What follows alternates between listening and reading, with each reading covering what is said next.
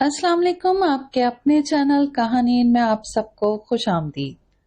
Listeners, आज मैं एक कंप्लीट नॉवेल के साथ हाजिर खिदमत हूँ जिसका नाम है अना और वफा। नॉवेल के बारे में जानने के लिए मेरे व्हाट्सएप चैनल को ज्वाइन कीजिए और जो लोग सिर्फ न्यू नॉवेल सुनना चाहते हैं उनकी सहूलत के लिए मैंने अपने चैनल पे न्यू नॉवेल्स के नाम से एक प्लेलिस्ट बनाई है। वो चाहें तो उस प्लेलिस्ट को फॉलो कर सकते हैं। चलिए चलते हैं आज के नॉवेल की जानिब। आगा जान, मेरे बाप के कातिल की बेटी मेरे साथ जाएगी। हॉल में उसके अल्फाज से सन्नाटा छा गया। अब्दुल शाह का दिल कांप कर रह गया, मगर यह भी पता था कि हदीद कितना जिद्दी है। अन्ना भी, आप उस लड़की को मेरी गाड़ी में बिठाएं। आगा जान, मुझे इजाजत दें। और सबसे मिलके जब गाड़ी तक आया तो गाड़ी में बैठी रोती बसूरती बच्ची को देखकर अन्ना बी से पूछा, ये कौन? तो अन्ना बी ने यूं देखा जैसे उसका दिमागी तवाजुन खराब हो। बेटा, आपने ही तो बोला इसको लाने के लिए। और ये सुनकर हदीद को लगा आसमान उसके सर पे आ गिरा हो। उसने तो बस बदले की आग में झुलस के हाँ कर दी थी, पर अब उसको अपनी बेखबरी पर गुस्सा आने लगा कि उसने ये क्या किया, और सारा गुस्सा गाड़ी के दरवाजे पे उतारा और गाड़ी स्टार्ट कर दी। हदीद शाह जरगाम शाह का इकलौता वारिस था। जरगाम शाह के दो बेटे दाइम शाह और फहीम शाह। दाइम शाह की जिद की बिना पर उसे पढ़ने के लिए अमेरिका जाने की इजाजत मिली, पर वापसी पर डिग्री के साथ मरियम, जो कि ईसाई से मुसलमान हुई थी, वो भी बीवी की सूरत में साथ थी। दाइम के इस इक़दाम ने जरगाम शाह की अना को ठेस पहुंचाई और उन्होंने दाइम शाह को घर छोड़ने का फैसला सुनाया। हदीद को गाड़ी में बैठते ही अपने गलत फैसले का अदराक हो चुका था। वो एक 11 साल की रोती बसूरती बच्ची से चाह के बदला नहीं ले सकता था। उसे अब अपने फैसले पर गुस्सा आ रहा था कि वो इतना लापरवाह हो गया कि ये भी न जान सका कि उसके निकाह में 11 साल की बच्ची दी जा रही है। उसने एक निगाह उस पे डाली जो गाल फुलाए बैठी थी। अचानक मुंह उसकी तरफ करके बोली, मुझे भूख लगी है। उसने खशमगी नजरों से घूरा, पर शायद वो भी अपने नाम की एक ही थी। मुंह फुला के फिर से सवाल दोहराया गया और साथ में उसका बाजू भी झंझोड़ा गया। तो उसने गुस्से से उसे देखा और चिल्ला कर बोला, खामोशी से बैठो वरना उठा के बाहर फेंक दूंगा। पर वो भी ठीक मिट्टी थी, फिर से भूख की गर्दान लगा ली। अब तो शाह साहब के 14 तबक रोशन हो चुके थे, क्योंकि उसका भोंपू बजना शुरू हो गया था। उसने जल्दी से गाड़ी फूड शॉप पे रोकी और उसके बाप की सफाकी के मुताल्लिक सोचने लगा। जरनैन शाह जैन शाह की तीसरी और सलीम शाह की पहली औलाद है। इससे पहले जैनब से उसके दो बेटे दावर और दाऊद शाह, जो कि उसे बहुत अजीज हैं। दूसरी तरफ सरीन और जरनैन इतनी ही नापसंदीदा। जरगाम और जैन शाह की दुश्मनी की शुरुआत अशद शाह, जो कि जैन का भाई, से हुई। फहीम शाह के हाथों अशद, जो कि फहीम का बेस्टी था, शिकार के दौरान अंधी गोली का शिकार हो गया, जिसकी बिना पर जैन शाह फहीम के खून का प्यासा हो गया। पंचायत में खून बहा में सरीन शाह जैन शाह के निकाह में आई, जिसकी जिंदगी जैन शाह के जुल्म की नजर हो गई। सरीन की जिंदगी की वाहिद खुशी जरनैन शाह, जो कि माँ बाप दोनों की मोहब्बत की तरसी हुई बच्ची है, जो प्यार ना मिलने के सबब चिड़चिड़ी और बदतमीज हो गई थी और 11 साल की उम्र में ही किसी की कोई बात ना मानती। जैन शाह ने तो उसको बुलाना तो दूर, देखने की भी सहमत गवारा न की और दाइम शाह की अमेरिका से वापसी पर उसे सोची समझी साजिश के तहत कत्ल कर दिया। वक्त ने फिर से पलटा खाया था और अब कुर्बानी के लिए सरनैन शाह थी, जिसको कुर्बान करते बाप के होठों पे जहरीली मुस्कान थी, क्योंकि हार जरगाम और उसकी औलाद के हिस्से में आई। गम फिर से सरीन शाह का मुकद्दर हुआ। जरगाम शाह को तो खबर ही न थी कि उसने जिसकी कुर्बानी मांगी वो उसकी जान अजीज बेटी की जान है। गाड़ी रोककर हदीद फूड शॉप की तरफ बढ़ा। इससे पहले ही जरनैन कलांचे भरती बाहर थी और शॉप में घुस गई। जो हाथ लग रहा था अला बला सब ले लिया। तो हदीद ने उसे हैरत और कदरे गुस्से से पूछा, और कुछ रह तो नहीं गया?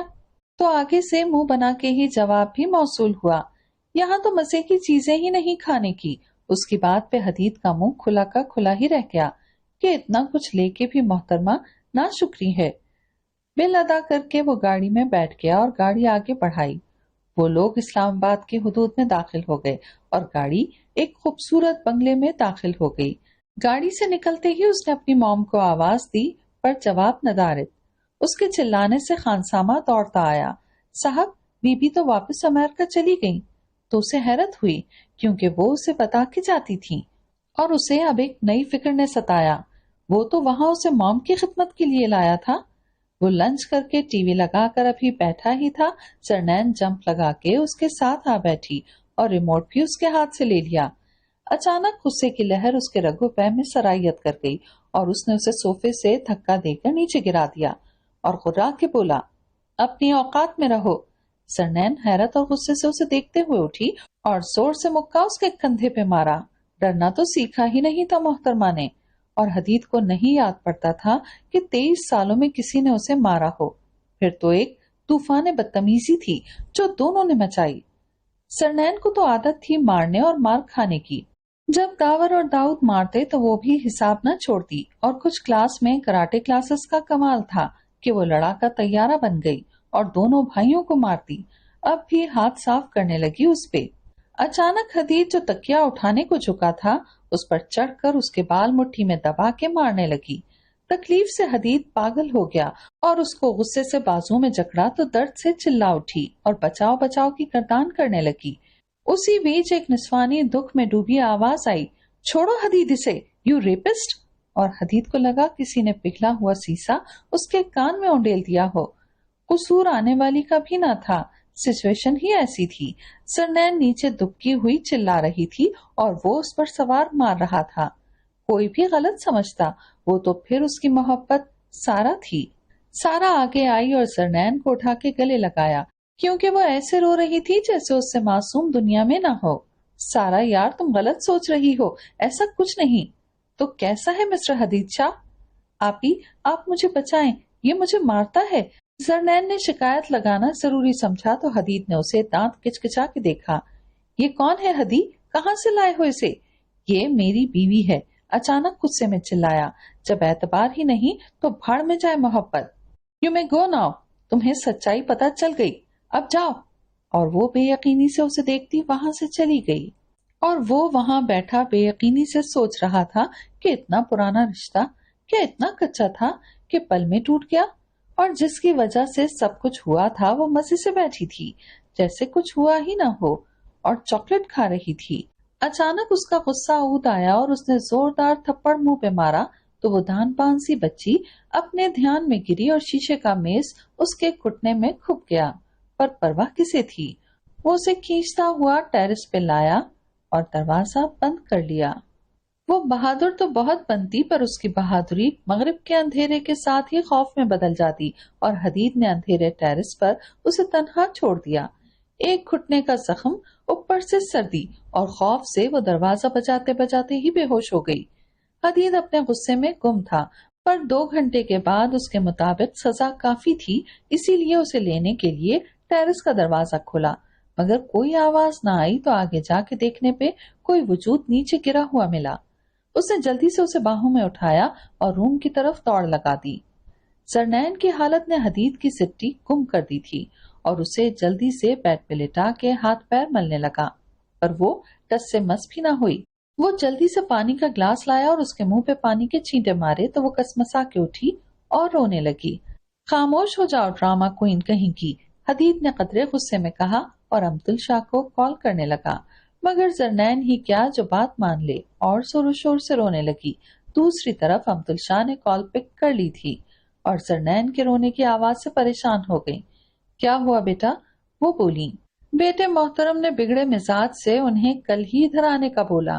امتل کی تسلی دینے پر وہ بھی ریلیکس فیل کرنے لگا کیونکہ وہ ایک ہی دن میں تنگ آ گیا تھا اس بلا سے۔ اچانک لائٹ چلی گئی۔ سرنین جو رونے کا شغل فرما رہی تھی کہ چیخ پورے گھر میں گونجی اور جلدی سے اندھیرے میں ٹٹول کے اس کے قریب آئی اور اس کا بازو دبوچ لیا۔ وہ جو وہاں سے اٹھ رہا تھا گڑبڑا گیا اور بازو کھینچنے لگا تو اسے سرنین کی گھٹی گھٹی سی آواز، پلیز تم مت جاؤ، مجھے ڈر لگتا ہے۔ تو اس کے ذہن میں شیطانی آئیڈیا آیا اور اس نے اسے کہا ٹھیک ہے، ایک شرط پر نہیں جاؤں گا۔ تو وہ تیزی سے بولی جو کہو میں کروں گی۔ سوچ لو۔ سوچ لیا۔ وہ جلدی سے بولی ٹھیک ہے چلو میرے ساتھ پھر۔ اسے لے کر الماری کے پاس آیا، موبائل کی ٹارچ پہ اپنے سارے شوز اس کے سامنے ڈھیر کر دیے۔ انہیں پالش کرو لٹل فراگی۔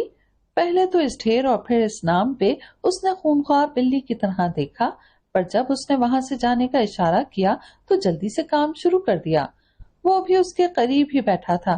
اچانک سرنین کو شرارت سوجھی اور بولی اوئے، تمہیں پتا ہے اس کی اسمیل بڑی پیاری ہوتی ہے، اور باقاعدہ سونگ کے بھی دکھایا۔ تو وہ بھی آگے ہو کر دیکھنے لگا۔ تبھی اس نے پالش اس کی ناک پہ مل دی اور ہنس ہنس کے دوہری ہونے لگی۔ اس نے بدلے میں اس کا منہ بگاڑ دیا۔ اب ہنسنے کی باری اس کی تھی۔ زرنین نے پہلے تو غصے سے دیکھا، پھر دونوں ہاتھوں سے اس کے منہ پہ پالش رگڑ دی اور واش روم میں دوڑ لگائی۔ منہ دھو کے وہ واپس آئی تو حدید واش روم میں گھس گیا۔ زرنین کو پھر سے ہاتھ میں کھجلی ہوئی اور پھر سے ہاتھوں پہ پالش لگا کے واش روم کے باہر حدید کے نکلنے کا ویٹ کرنے لگی۔ وہ جو واش روم میں ہنستے ہوئے گیا تھا، پر جب آئینے میں اپنے ہنستے عکس پہ نظر پڑی تو ہونٹ پھنچ گئے اور اپنے باپ کا قتل اور زرنین کی وجہ سے سارا کا چھوڑ کے جانا یاد آیا تو ساتھ ہی غصہ بھی اودایا، اور وہ جو ہنستے ہوئے گیا تھا آگ بگولا ہو کے باہر نکلا۔ زرنین جو اپنی ہی مستی میں مست اس کے قریب آئی اور جیسے ہی ہاتھ اس کے چہرے کے قریب کیے، حدید نے غصے سے اس کے ہاتھ پکڑ لیے اور چلایا بہت شوق ہے نا تمہیں میرے ساتھ کھیلنے کا؟ آؤ میں تمہیں کھیل دکھاؤں، اور اسے پکڑ کے بستر پر دھکیلا۔ وہ معصوم اسے خوف و دہشت سے دیکھنے لگی۔ غصہ اس کی عقل کو کھا چکا تھا۔ وہ اس کے قریب جیسے ہی گیا وہ دہشت سے چلانے لگی۔ اسے بھی جھٹکا لگا اور اس سے دور ہوتا گیا۔ یا میرے خدا، یہ میں کیا کرنے لگا تھا؟ کیا میں غصے میں صحیح غلط کی تمیز ہی بھول گیا؟ اس نے اپنے بال زور سے نوچے۔ اس کا دل چاہا اپنا منہ تھپڑوں سے سجا دے۔ وہ جلدی سے اٹھا اور خدا کے حضور معافی مانگنے لگا۔ خود کو کوس کے جب اسے زرنین کا خیال آیا تو وہ روم میں آیا۔ اسے دیکھتے ہی وہ خوف سے چلانے لگی تو وہ اور شرمندہ ہو گیا۔ اتنے میں اس کے پیچھے سے امتل کی آواز آئی تو اس کا دل چاہا زمین پھٹے اور وہ اس میں سما جائے۔ حدید، زرنین کہاں ہے؟ تو اس نے خالی پن سے اپنے روم کی طرف اشارہ کیا اور خود گھر سے ہی باہر چلا گیا۔ وہ جیسے ہی گھر میں داخل ہوا امتل شاہ پر نظر پڑی جو غصے میں بھری پڑی تھی اور اسی کا انتظار کر رہی تھی۔ جیسے ہی وہ اس کے قریب گیا تو وہ غصے سے پھٹ پڑی۔ یہ ہے تمہاری پرورش؟ یہ سب سیکھ کے آئے ہو تم؟ امتل غصے سے چلائی۔ حدید نے کرب سے اوپر نظر اٹھائی۔ اس کی آنکھیں شدت جذبات سے سرخ ہو رہی تھیں۔ ایک دفعہ تو امتل شاہ کا دل کسی نے مٹھی میں جکڑا، پر پھر غصہ اود آیا۔ تمہیں پتا ہے جس کے ساتھ اتنا برا سلوک کیا ہے وہ تمہاری چہیتی پھپھو کی بیٹی ہے۔ ہار پھر سے تم لوگوں کی زیست میں آئی ہے، دکھ پھر اسی گھر کی بیٹی کا مقدر ٹھہرا ہے۔ ہمیں کل پتا چلا کہ تمہاری پھپھو کی بیٹی جو اس کی واحد خوشی تھی، جسے زین شاہ نے ظلم کا شکار کیا ہے، اور تم اپنی ہی عزت کے لٹیرے بن گئے۔ دفع ہو جاؤ، اٹھاؤ بیگ اور شکل مت دکھانا مجھے۔ امتل شاہ کے الفاظ اس کو ہتھوڑے کی طرح لگ رہے تھے، پر ان کے آخری الفاظ پر اس نے انہیں دکھ سے دیکھا اور گھر سے نکلتا چلا گیا۔ حدید نے نہ صرف گھر چھوڑا بلکہ ملک بھی چھوڑ دیا اور اپنی موم کے پاس امریکہ چلا گیا۔ 18-19 سال کی لڑکیوں کا ٹولہ تھا خالہ پٹھانی کی حویلی پر، جنہوں نے دھاوا بول دیا تھا۔ ان کا شکار سرخ رنگ کے انار تھے۔ نین، ثنا اور نرمین دیوار پر چڑھی بیٹھی تھی اور ردا نیچے کھڑی انہیں بتا رہی تھی کہ کہاں کہاں سے شکار کرنا۔ اچانک ثنا کی نظر خالہ پٹھانی پہ پڑی تو اس نے نرمین کو اشارہ کیا اور دونوں آہستہ سے اتری اور دوڑ لگا دی، جبکہ نین ابھی بھی وہیں تھی۔ جب خالہ کی کڑکتی گالیاں کانوں میں گئیں تو سمجھ آیا کہ ایک بار پھر اس کی دوستوں نے دغا کیا تھا۔ وہ نہ صرف بھاگ گئی تھیں، ساتھ میں اس کے شوز بھی لے گئی تھیں۔ آگے آگے وہ تھی، پیچھے خالہ اور ان کی گالیاں۔ گھر میں پہنچ کے ان سب کو کوسنے دیتی روم میں گھس گئی۔ تھوڑی دیر تک امتل کا بلاوا آ گیا۔ آگے ساری بھابے کٹنیاں سر جھکائے کھڑی تھیں۔ وہ خاموشی سے ساتھ جا کے کھڑی ہو گئی۔ امتل کا ہمیشہ کا لیکچر شروع ہو گیا جو ہر شرارت کے بعد دیا جاتا تھا، اور وہ ہر دفعہ ایک کان سے سن کے دوسرے کان سے نکال دیتی۔ جیسے ہی لیکچر ختم ہوا ایک ایک کر کے سب جانے لگیں۔ جب امتل نے نین کو روکا، اور سناؤ اسٹڈی کہاں تک پہنچی یا صرف شرارتوں پر ہی زور ہے؟ سر نین انگلش لٹریچر کی اسٹوڈنٹ تھی اور پڑھائی سے تو اس کی جان جاتی۔ امتل کے سر کھپانے پہ اس نے ایڈمیشن لیا تھا، ورنہ اس کا علم سے پیار سب کے علم میں تھا۔ اب بھی اس کی جان اٹک گئی کیونکہ اس کا جی پی اے بھی اٹکا ہوا تھا۔ پاس تو وہ ہو رہی تھی پر کوئی ہائی فائی نمبروں سے نہیں۔ بہت اچھی ام جان، کہا تو بس اتنا اور وہاں سے بھاگنے کی۔ زرنین جیسے ہی روم میں پہنچی آگے ساری پلٹن کو دیکھ کے نئے سرے سے غصہ آ گیا، کیونکہ اس کے پاؤں میں کانٹے لگے تھے اور گالیاں اور بے عزتی علیحدہ۔ اس لیے اس کا کوئی ارادہ نہ تھا ان پھاپے کٹنیوں سے بات کرنے کا۔ اس کو دیکھتے ہی سب چڑیلوں کی ہنسی نکل گئی اور ساتھ ہی 5 انار بھی جھولی میں ڈالے گئے تو وہ بھی بے عزتی بھول کے چوری کے انار کھانے لگی اور نئی شرارت سوچنے لگی۔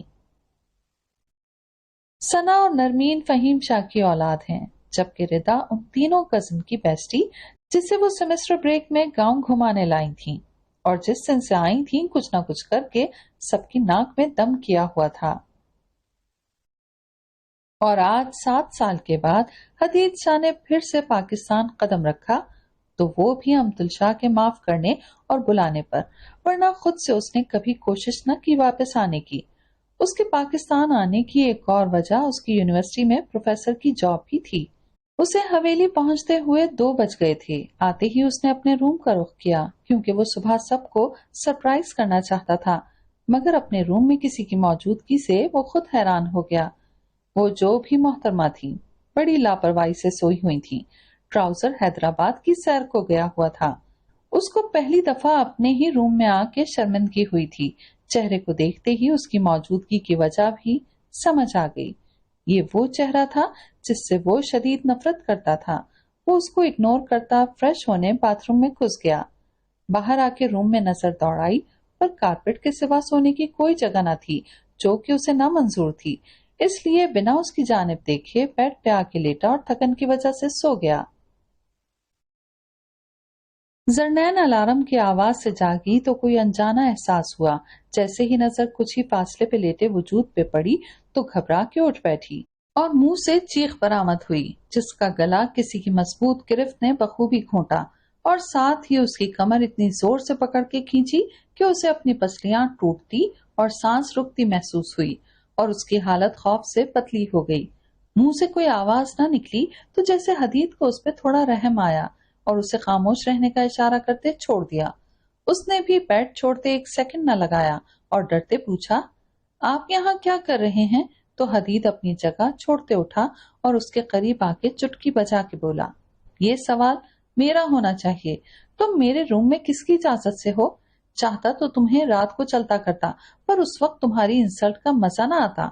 اب تمہاری لاڈلی امجان کے سامنے باہر نکالوں گا تو مزہ آئے گا۔ اس نے اسے بازو سے پکڑا اور باہر نکال دیا اور آ کے بیڈ پر لیٹ گیا۔ دوسری طرف وہ ادھر ادھر دیکھنے لگی کہ کوئی دیکھ نہ لے اس حالت میں، نہ سر پہ دوپٹہ، نہ پاؤں میں شوز اور نائٹ ڈریس۔ اس نے تسلی کر کے کوئی نہیں جاگ رہا روم کا دروازہ آرام سے بنا آواز کیے کھولا اور اپنے جوتے چپکے سے پیروں میں ڈال کے اب دوپٹہ لینے کو بیڈ کے قریب گئی اور جیسے ہی اٹھانے کو جھکی اچانک حدید نے کروٹ بدلی۔ اس کو یوں خود پہ جھکے دیکھ کر ہڑبڑا گیا، پر نظر جیسے ہی اس کے حلیے پر پڑی تو دل کیا تھپڑ رکھ کے دے۔ وہ بھی گڑبڑا گئی۔ وہ ابھی اس کے منہ سے اتنا ہی نکلا تھا کہ حدید غصے سے چلایا، کیا تکلیف ہے؟ وہ دوپٹہ میرا، وہ منمنائی۔ اس نے پاس پڑا دوپٹہ اٹھا کے اس پہ پھینکا اور غصے سے بولا، یہ تھان لپیٹ بھی لیا کرو اور آئندہ ایسے حلیے میں نظر مت آؤ تو مجھے۔ وہ دوپٹہ اٹھا کے دوڑ گئی اور سانس آ کے نرمین کے روم کے باہر لیا اور اس کے روم میں گھس کے سو گئی، کیونکہ وہ کسی بات کا بھی اثر زیادہ دیر تک طاری نہ کرتی، اسی لیے تو اس کا 7 سال پہلے کا کیا سلوک یاد نہ تھا۔ وہ بہت لاپرواہ تھی ہر معاملے میں۔ سرنین نے جب سے ہوش سنبھالا تو اسے پتا چلا کہ وہ حدید کے نکاح میں ہے، اسی لیے نانا کے پاس جو بھی اس کی نئی تصویر آتی وہ اپنے پاس سیو کر لیتی بنا کسی کو اپنا راز دیے، نہیں تو سب اس کی مل کے کٹ لگاتی۔ اسی لیے جب اس نے حدید کو روم میں اپنے قریب پایا تو اسے اپنا گمان لگا، پر یہ اس کا گمان نہیں، حقیقت تھی۔ حدید کی آنکھ دروازے کی آواز پہ کھلی تو اس نے آواز کی جانب نظر دوڑائی تو ایک ہی ہستی کا خیال آیا جو اس کے باتھ روم میں گھس سکتی تھی۔ اتنے میں دروازہ کھلا اور وہی میڈم بلیک کرتے اور پینٹ میں ملبوس دریافت ہوئی اور دوپٹہ ناپید تھا۔ بال سارے گیلے اور کپڑے جسم کے ساتھ چپکے ہوئے تھے۔ اس نے غصے سے بھرے ہوئے اس کو دیکھا جو اب جلدی جلدی گیلے بالوں کی پونی بنا رہی تھی۔ اس سے پہلے کہ وہ یوں ہی باہر جاتی اس نے اپنی جگہ سے حرکت کی اور اسے پاس کھینچ لیا اور اس کا بازو زور سے موڑا۔ تمہیں منع کیا تھا نا روم میں آنے سے اور ایسے حلیے سے؟ تو وہ ہلکے سے منمنائی۔ میرے کپڑے اس روم میں تھے تو میں کیا پہنتی، اسی لیے روم میں آئی، اور میرے کپڑے تو پورے ہیں، پھر آپ کو برے کیوں لگ رہے ہیں؟ اچانک حدید نے اس کے گریبان کی طرف اشارہ کیا۔ تمہارے لحاظ سے یہ صحیح حلیہ ہے؟ تو اس نے اس بات میں گردن ہلائی تو حدید نے اسے غصے سے دیکھا اور باتھ روم کی جانب قدم بڑھائے اور ساتھ ہی اس کی جانب مڑ کے بولا، باہر اس وقت جانا جب تمہارے کپڑے سوکھ جائیں، ورنہ مجھ سے برا کوئی نہیں ہوگا۔ جیسے ہی وہ باتھ روم گیا وہ بھی باہر چلی گئی۔ کسی کی بات مانے وہ بھی زرنین شاہ، ہو ہی نہ جائے۔ حدید بات لے کے باہر نکلا تو زرنین کو غائب پایا اور سوچنے لگا کیا چیز ہے جس کے پلے کچھ نہیں پڑتا۔ پھر سر جھٹکتا نیچے چلا گیا۔ جیسے ہی اس نے ڈائننگ ہال میں قدم رکھا سب کے منہ خوشی سے کھل اٹھے۔ سب سے مل کر وہ امتل شاہ کے پاس آیا تو اس نے آنکھوں کی نمی کو صاف کرتے اسے گلے لگایا اور پیار سے کان کھینچے۔ اپنی امجان کو اتنا کیوں ستاتے ہو؟ تو اس نے جلدی سے اس کے گھٹنے پہ سر رکھا اور بولا، آئندہ نہیں ستاؤں گا، جو آپ بولو گی کروں گا، پر اب بہت بھوک لگی ہے، اس کا کچھ کریں۔ سب کے چہرے خوشی سے کھلے ہوئے تھے سوائے زرنین کے جو بیزار شکل بنا کے سب کو دیکھ رہی تھی۔ حدید نے ایک اچٹتی نظر اس کے پھولے منہ پہ ڈالی اور کرسی کھینچ کے بیٹھ گیا۔ زرنین اپنا ناشتہ ختم ہوتے ہی اٹھ کھڑی ہوئی جب آغا جان نے روکا، بیٹا بیڈ مینرز میں آتا ہے، سب کھا رہے ہیں اور آپ جلدی؟ تو زرنین جلدی سے آغا جان کے کندھے میں بازو ڈال کے بولی، آغا جان آپ کو پتا تو ہے نا میری چھٹیاں ختم ہونے والی ہیں اور ابھی تک انجوائے بھی نہیں کیا، تو کرکٹ کے لیے کھلاڑی ڈھونڈ کے آتی ہوں، کہتے ہوئے چھپاک سے یہ جا وہ جا۔ زرنین نے بچوں کے ساتھ مل کے ایک طوفان بدتمیزی مچائی ہوئی تھی۔ اتنا شور تھا کہ حدید کو اپنے کان کے پردے پھٹنے کا ڈر ہوا۔ باہر آیا تو آگے زرنین میڈم ایک بچے کے ساتھ لڑنے میں بزی تھی۔ اسے شدید غصہ آیا اور سب کو ڈانٹ کے بھگایا اور اس کو کھینچتے ہوئے اندر لایا جس نے خود کو چھڑواتے ہوئے اس کے ہاتھوں میں ناخن گاڑ دیے تو حدید نے بھی تھپڑ لگانے سے گریز نہ کی۔ ابھی اور کتنا بڑا ہونا ہے تم نے، حدید نے تل ملا کے کہا، پر وہاں اثر کسے تھا؟ ببل چباتے ہوئے یوں پریٹینڈ کیا جیسے اس سے بات نہ کی جا رہی ہو، وہ دیواروں کے ساتھ لگا ہوا ہو۔ حدید نے اس کا یہ انداز دیکھا اور کچھ سوچتا واک آؤٹ کر گیا۔ وہیں سے سیدھا آغا جان کے پاس آیا اور اپنی 2-3 دن میں روانگی کی اطلاع دی اور امتل کو ساتھ لے جانے کی ڈیمانڈ بھی کر دی۔ آغا جان وہاں کون میرے کھانے پینے کا خیال کرے گا، آپ امجان کو بھی میرے ساتھ بھیجیں۔ پر بیٹا امتل کی طبیعت خراب رہتی ہے، تم یوں نہیں چلے جاؤ گے تو وہ اکیلی کیسے رہے گی؟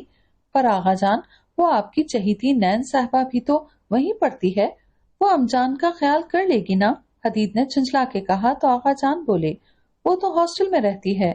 پر پھر کوئی خیال آنے پہ اسے تسلی دی کہ کچھ کرتے ہیں اور ان کے فیشل ایکسپریشن بتا رہے تھے کہ اس کا تعلق کس سے تھا، اور حدید اپنے اندازے کی کامیابی پر خوش تھا کہ اب وہ اس چھپکلی کو مزہ چکھائے گا۔ رات کے کھانے پہ اچانک آغا جان نے سب کو متوجہ کیا اور اپنا موقف بیان کیا، پر ان کا موقف سن کے سب کے ساتھ ساتھ حدید کا بھی منہ کھل گیا، کیونکہ اس نے سوچا تھا امجان کے ساتھ نین جائے گی تو اسے تنگ کرے گا، پر آغا جان نے رخصتی کا فیصلہ سنا کے اس کے 14 طبق روشن کر دیے۔ پر اب وہ کسی آرگیو کی کنڈیشن میں نہ تھا کیونکہ اسی کی لگائی آگ تھی، اس لیے خاموشی میں ہی عافیت سمجھی۔ وہ حیران تو زرنین پہ تھا جو خاموشی سے سب سن رہی تھی۔ پھر تو کیا تھا، آنن فانن تیاری ہوئی اور وہ رخصت ہو کے اس کے ساتھ اسلام آباد چل دی۔ وہ تینوں دوستیں ساتھ تھیں کیونکہ ایک ہی یونی میں پڑھتی تھیں تو سب ساتھ تھیں۔ حویلی میں پہنچ کے سب اپنے اپنے روم میں چل دیں تو وہ بھی ان لوگوں کے روم میں جانے لگی۔ نرمین نے اسے روکا، ہمارے ساتھ کدھر؟ وہ بھائی کے روم میں جاؤ، اور دروازہ لاک کر لیا۔ تو وہ منہ بنا کے کھڑوس کے کمرے میں چل دی۔ اس نے ڈرتے ڈرتے روم میں قدم رکھا تو حدید نے مڑ کر حیرانی سے دیکھا۔ اس نے سوچا تھا وہ اس کے روم میں نہیں آئے گی۔ جی محترمہ، کیا مسئلہ ہے؟ وہ نرمین اور ثنا اپنے روم میں نہیں جانے دے رہی اور بولا آپ کے روم میں جاؤں تو اب میں کیا کروں؟ منہ پھلا کے کہتی صوفے پہ چڑھ گئی تو حدید اسے اگنور کرتا واش روم گھس گیا۔ باہر آیا تو وہ صوفے پہ آرام سے سو رہی تھی۔ وہ بھی سونے کے لیے لیٹ گیا کیونکہ صبح یونی جانا تھا۔ صبح الارم کی آواز پہ دونوں کی آنکھ کھلی تو زرنین وضو کر کے آئی اور نماز پڑھ کے قرآن پڑھا اور پھر سے لمبی تان کے سو گئی۔ نماز کی عادت امجان نے سب میں پختہ کی تھی جو وہ سب نہیں چھوڑتی تھیں۔ حدید کی آنکھ لیٹ کھلی، گھڑی کو دیکھتے ہوئے دوڑ لگائی اور جلدی جلدی ریڈی ہونے لگا۔ جب دیکھا شرٹ پریس ہی نہیں تھی تو اسے سخت کوفت ہوئی اور سامنے نظر ڈالی تو زرنین سکون سے سوئی نظر آئی۔ اس کو بازو سے پکڑ کر کھڑا کر دیا۔ وہ جو نیند میں تھی پھر سے نیچے جانے لگی۔ جب حدید نے دوسرا ہاتھ بھی پکڑ کر جھنجھوڑا تو اس نے بمشکل آنکھیں کھولی، پر حدید کو سامنے دیکھ نیند ہوا ہو گئی اور ہکلا کے پوچھا کیا ہوا؟ اور جب اس کے وجود پہ نظر پڑی تو ماتھے پہ پسینہ چمکنے لگا کیونکہ شرٹ کے ساتھ ساتھ بنیان بھی ندارت تھی۔ حدید کے لیے تو یہ عام سہولیہ تھا، مگر نین صاحبہ نے تو پہلی دفعہ کسی کی بے شرمی کا مظاہرہ دیکھا تھا اور جلدی سے نظریں چکا لی۔ حدید نے بغور اس کی حرکت کا مشاہدہ کیا اور اپنی شرٹ اس کے ہاتھ میں تھمائی۔ پریس کر کے لاؤ، اچھی سی۔ زرنین نے بھی بھاگنے میں دیر نہ لگائی اور بے شرم کا لقب بھی دے ڈالا، مگر دل میں۔ حدید کی شرٹ استری کر کے اس کو پکڑائی اور خود بیڈ پہ ڈھیر ہو گئی کیونکہ اس کا کوئی ارادہ نہ تھا فی الحال یونی جانے کا۔ حدید بھی اسے اس کے حال پہ چھوڑتا یونی چلا گیا۔ نرمین اور ثنا بھی اس کے ساتھ ہی چلی گئیں۔ انہیں پہلے ہی زرنین کے نہ جانے کا پتا تھا۔ زرنین پورا دن اکیلے بیٹھ بیٹھ کے اکتا گئی اور نرمین اور ثنا کا بے چینی سے ویٹ کرنے لگی۔ جب گاڑی رکنے کی آواز آئی تو جلدی سے باہر گئی، مگر حدید اکیلا تھا۔ نرمین اور ثنا کہاں ہیں؟ اس نے بے چینی سے پوچھا تو حدید نے پہلے تو اس کی بے چینی انجوائے کی، پھر قدرے منہ بنا کے جواب دیا ہاسٹل۔ تو مجھے کیوں نہیں لے گئی؟ حدید جو اندر جا رہا تھا واپس مڑا اور بولا تمہیں نہیں پتا تم یہاں کس لیے لائی گئی ہو؟ اور اس کا ہاتھ اپنے ہاتھ میں لیا تو وہ رونے کا شغل اسٹارٹ کر چکی تھی۔ افسوس کا اظہار کیا گیا اور ساتھ ہی اسے اپنی طرف کھینچا۔ تمہیں یہاں میری خدمت کے لیے بھیجا گیا ہے تو چلو کھانا لے کے آؤ میرے لیے۔ وہ جو اس کی قربت پہ پریشان تھی یہ سن کے تو اوسان ہی خطا ہو گئے کیونکہ اس نے تو کچھ بھی نہیں پکایا تھا اور پلاؤ کے علاوہ آتا بھی کچھ نہ تھا۔ پر مجھے تو کھانا بنانا آتا ہی نہیں، زرنین نے روتی بسورتی آواز میں کہا تو حدید نے غصے سے اس کی طرف دیکھا۔ تو کیا آتا ہے؟ بے وقوف بنانا؟ تو اس نے جلدی سے اس بات میں جواب دیا، پر جب احساس ہوا غلط اشارہ کر دیا تو جلدی سے نہیں میں گردن ہلائی۔ کچھ تو آتا ہوگا، جو آتا ہے بناؤ، بھوک لگی ہے مجھے، جلدی لانا، اور کچھ نہ لائیں تو تمہیں ہی کھا جاؤں گا، وہ بھی کچا، سمجھی؟ تو اس نے جلدی سے گردن ہلائی اور کچن کا رخ کیا۔ ہاسٹل میں رہتے ہوئے پلاؤ ان تینوں کو بنانا آتا تھا، اسی لیے وہی پکانے لگی، مگر اندازہ نہ ہونے کے باعث پانی کچھ زیادہ ہی ڈل گیا۔ اتنے میں حدید بھی کرسی کھینچ کے بیٹھ گیا تو جیسا بھی بنا تھا ٹرے میں ڈال لائی۔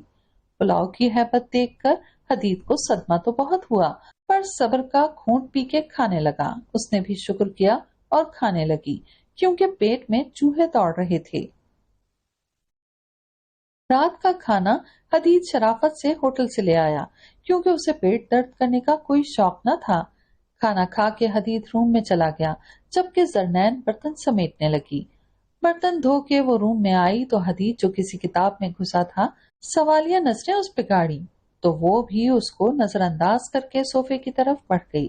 حدید نے پہلے تو گھورا پھر اس سے مخاطب ہوتے ہوئے بولا جہاں تک میری نالج میں ہے یہاں اور روم بھی خالی ہیں، اس لیے اپنا تشریف کا ٹکڑا اٹھائیں یہاں سے۔ تو وہ صدمے سے اس کی جانب دیکھنے لگی اور غصے سے باہر چلی گئی، پر پورا گھر خالی تھا، ان دونوں کے سوا کوئی نہ تھا۔ اس نے اپنا ڈر بھگانے کو ٹی وی لگایا، پر آگے سے دنن مووی کا کوئی ہارر سین چل رہا تھا۔ جلدی سے چینل چینج کیا تو دوسری جانب کوئی تو ہے نشر ہو رہا تھا۔ اس کا معصوم دل کانپ رہا تھا۔ جب ڈر حد سے سوا ہوا تو بھاڑ میں جھونکتی حدید کے غصے کو اور اپنی انا کو حدید کے روم میں گھس گئی اور صوفے پہ لیٹ کے تکیا منہ پہ رکھ لیا۔ حدید نے حیرت سے دیکھا اور پھر اپنی کتاب میں سر دے لیا۔ اس نے اپنا لیکچر تیار کر لیا تھا، سونے کے لیے تکیا سیٹ کیا تو سامنے ہی وہ بال کھولے سو رہی تھی، چہرے پر بلا کی معصومیت، بڑی بڑی آنکھیں جسے وہ گھما کے باتیں کرتی تھی بند، اور پلکیں اوپر اٹھی ہوئی اور ہونٹ نیم وا تھے۔ بلا شبہ وہ بہت خوبصورت تھی، پر اس کو دیکھتے ہی بہت سے زخم تازہ ہو جاتے۔ ابھی بھی نرم احساسات کی جگہ کرختگی نے لے لی، کیونکہ اسی کی وجہ سے وہ سارا جو کہ اس کی اکلوتی دوست اور پسند تھی اس سے دور ہوئی تھی۔ اس نے چڑھ کے کروٹ لی اور سونے کی کوشش کرنے لگا۔ سرنین کی آنکھ کھلی تو ہر طرف اندھیرا چھایا ہوا تھا۔ اچانک ہی خوف کی لہر اس کے وجود میں دوڑ گئی اور تکیا آنکھوں کے اوپر مضبوطی سے دبایا، پر کوئی فائدہ نہیں۔ ڈر کو نہ جانا تھا نہ گیا۔ اس نے موبائل کی ٹارچ آن کی اور آہستہ سے بیڈ کے قریب گئی۔ پہلے تو کچھ دیر سوچا، پھر حدید کو اٹھانے لگی۔ وہ جو تھوڑی دیر ہی سویا تھا ہڑبڑا کے اٹھا۔ آگے زرنین محترمہ کی بصورتی صورت دیکھ کر پارا چڑھ گیا اور چلایا، کیا تکلیف ہے؟ تو زرنین کے آنسو گالوں پہ لڑک آئے، کچھ ڈر سے اور کچھ حدید کی ڈانٹ سے۔ حدید نے کوفت سے اسے دیکھا اور قدرے نرم لہجے سے پوچھا، کیا ہوا ہے؟ تو وہ بھی جلدی سے مدعے پہ آئی، کیا پتا کب موڈ چینج ہو جائے کھڑوس کا۔ مجھے ڈر لگ رہا تھا۔ تو حدید نے اس کو مختصر جواب دیا، میں اس میں کیا کر سکتا ہوں؟ کیا تمہیں لوری سناؤں؟ حدید نے بھنا کے کہا، نہیں، میں نے یہ تو نہیں بولا، آپ تھوڑی دیر جاگیں، میں سو جاؤں تو آپ بھی سو جانا۔ شاہانہ انداز اپنایا گیا۔ حدید کو غصہ تو بہت آیا، پر اسے لگا اس میم کے ساتھ دماغ کھپانا ابس ہے۔ تم ایسا کرو، یہیں پہ ڈیرا لے آؤ اپنا، اس نے تپے تپے انداز میں کہا۔ تو وہ جلدی سے بولی، سچی میں؟ تو وہ نیند کی وجہ سے جسٹ ہنکارا بھر کے سو گیا۔ زرنین نے تکیے کو درمیان میں رکھا اور سو گئی۔ صبح الارم کی آواز پہ حدید کی آنکھ کھلی تو نظر سامنے ہی انگڑائیاں لیتے وجود پہ پڑی، تو اس کے انداز پہ لاہور والا پڑھتا اٹھا اور وضو کرنے باتھ روم چلا گیا۔ نماز پڑھ کے الماری سے ڈریس نکال کے آج کیا پہنوں کی تفسیر بنا ڈریس ڈیسائیڈ کرنے لگا، جبکہ زرنین نماز پڑھ کے سونے کی تیاری میں تھی۔ جب اس نے سوٹ اس کے ہاتھ میں دیا، پریس کر دینا، اور خود سونے کے لیے لیٹ گیا، وہ غم زدہ شکل بنا کے وہاں سے چلی گئی۔ وہ جیسے ہی روم میں انٹر ہوئی تو حدید نے ناشتے کا آرڈر تھمایا۔ وہ تب کے اسے دیکھتی ناشتہ بنانے لگی۔ 2-3 جگہ سے بازو جلا، پر اسے پتا تھا اگر دکھایا بھی کسی کو تو پرواہ کہاں ہونی تھی، اسی لیے درد دبائے ناشتہ تیار کیا اور حدید کو پکڑا آئی۔ خود یونی کی تیاری کرنے لگی۔ حدید کا ناشتہ دیکھ کر ہی منہ پھول گیا، کیونکہ دنیا کے نقشے سارے تیار کیے گئے تھے۔ اکسک ناشتہ زہر مار کیا اور زرنین کا ویٹ کرنے لگا۔ زرنین نے بھی ناشتے کا پورا بدلہ لیا اور جتنی ہو سکتی تھی دیر کرائی۔ جب حدید کا صبر کا پیمانہ لبریز ہو گیا تو روم میں گھس گیا۔ آگے وہ شوز کے اسٹرپ بند کر رہی تھی۔ حدید کو سخت غصہ آیا، کیونکہ اس کے آنے کا بھی نوٹس لیے بغیر وہ سستی کے سارے ریکارڈ توڑ رہی تھی۔ جب حدید نے بازو سے پکڑ کے گھسیٹا تو وہ درد سے بلبلا اٹھی، کیونکہ آلریڈی ہی اس کی بازو چلی ہوئی تھی۔ اوپر سے اس نے زور سے پکڑا تو درد سے چیخ نکل گئی۔ اب کیا تکلیف ہے؟ کیوں چیخیں لگا رہی ہو تم؟ تو اس نے بازو اوپر کی دیکھنے کے لیے، جب حدید کی نظر بھی اس کے زخم پر پڑی تو یوں پریٹینڈ کیا جسے دیکھا ہی نہیں۔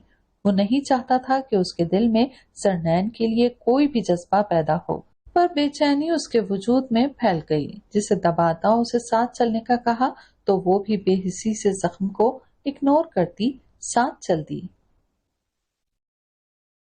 زرنین جیسے ہی یونی میں انٹر ہوئی حدید کو اگنور کرتی کینٹین چل دی، کیونکہ وہ کینٹین میں اکٹھی ہوتی تھیں، بعد میں کلاس اٹینڈ کرتی۔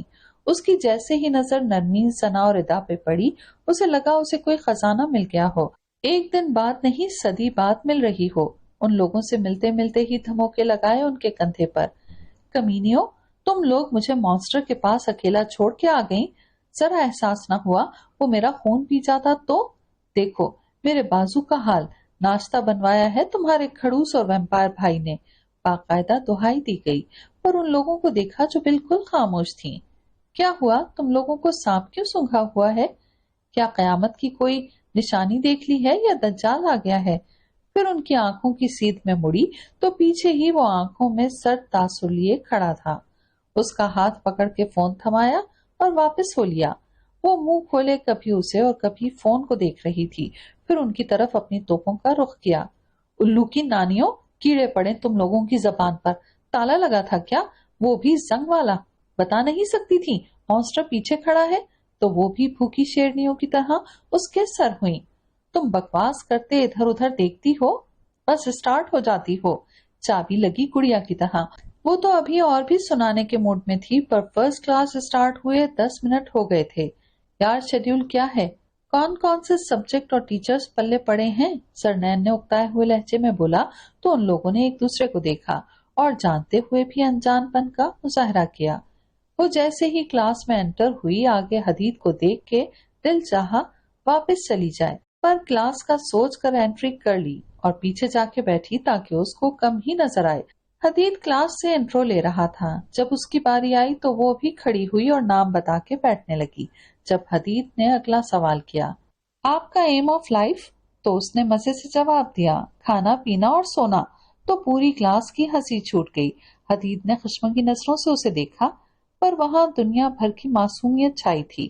حدید کا پوئٹری کا پیریڈ تھا ان لوگوں کی کلاس میں، اور زرنین اتنی پوئٹری سے تنگ تھی، اسے اردو میں مشکل سے سمجھ آتی تھی، کجا کہ انگلش۔ حدید نے شیلے اور شیکسپیئر کا انٹرو کروایا، جبکہ زرنین نے پورا پیریڈ جمائیاں لیتے گزارا، کیونکہ جو چیز اچھی نہیں لگتی تھی وہ سمجھ بھی نہیں آتی تھی۔ اللہ اللہ کر کے کلاس ختم ہوئی اور وہ دوڑی کینٹین میں، بھوک سے جان نکل رہی تھی۔ وہ جو انہیں جلدی آنے کا بول کے باہر نکل رہی تھی، باہر سے جاتے حدید سے ٹکرائی اور بنا دیکھے ہی لڑنا اسٹارٹ۔ اندھے ہو کیا؟ آنکھوں کے آگے چربی چھائی ہے کیا جو اتنی کیوٹ پیاری لڑکی نظر نہیں آئی؟ اور جیسے ہی نظر چہرے پہ پڑی، بولتی بند ہو گئی، کیونکہ حدید غصے سے لال تھا اور اتنے اسٹوڈنٹ کے سامنے انسلٹ پہ دانت پیس کے بولا، آنکھوں کا علاج کرانے کی آپ کو ضرورت ہے مس سرنین صاحبہ، اور وہاں سے واک آؤٹ کر گیا۔ سرنین نے پیچھے سے زبان چڑھائی اور کینٹین آ گئی۔ کینٹین میں پہنچ کے اس نے بریانی، جبکہ ان تینوں نے برگر منگوائے۔ ابھی وہ کھا ہی رہی تھی کہ داؤد اور داور، جو کہ ان سے سینئر تھے، قریب کی ٹیبل پر آ کے بیٹھ گئے۔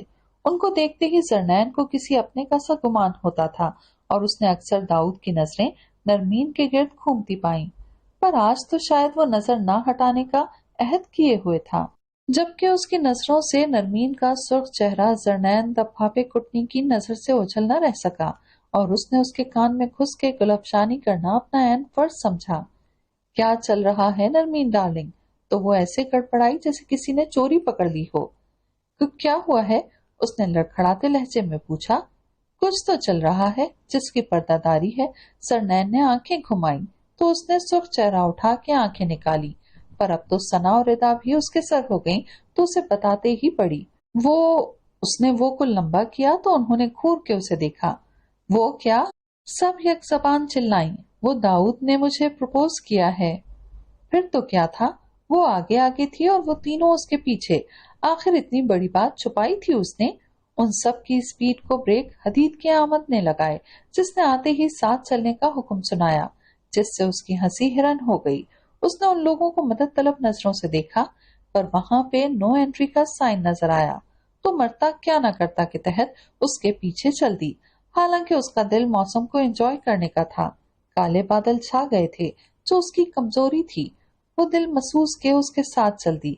حدید نے کھانا پیک کرایا راستے سے، کیونکہ اس کی کوکنگ سے وہ اچھی طرح واقف ہو چکا تھا۔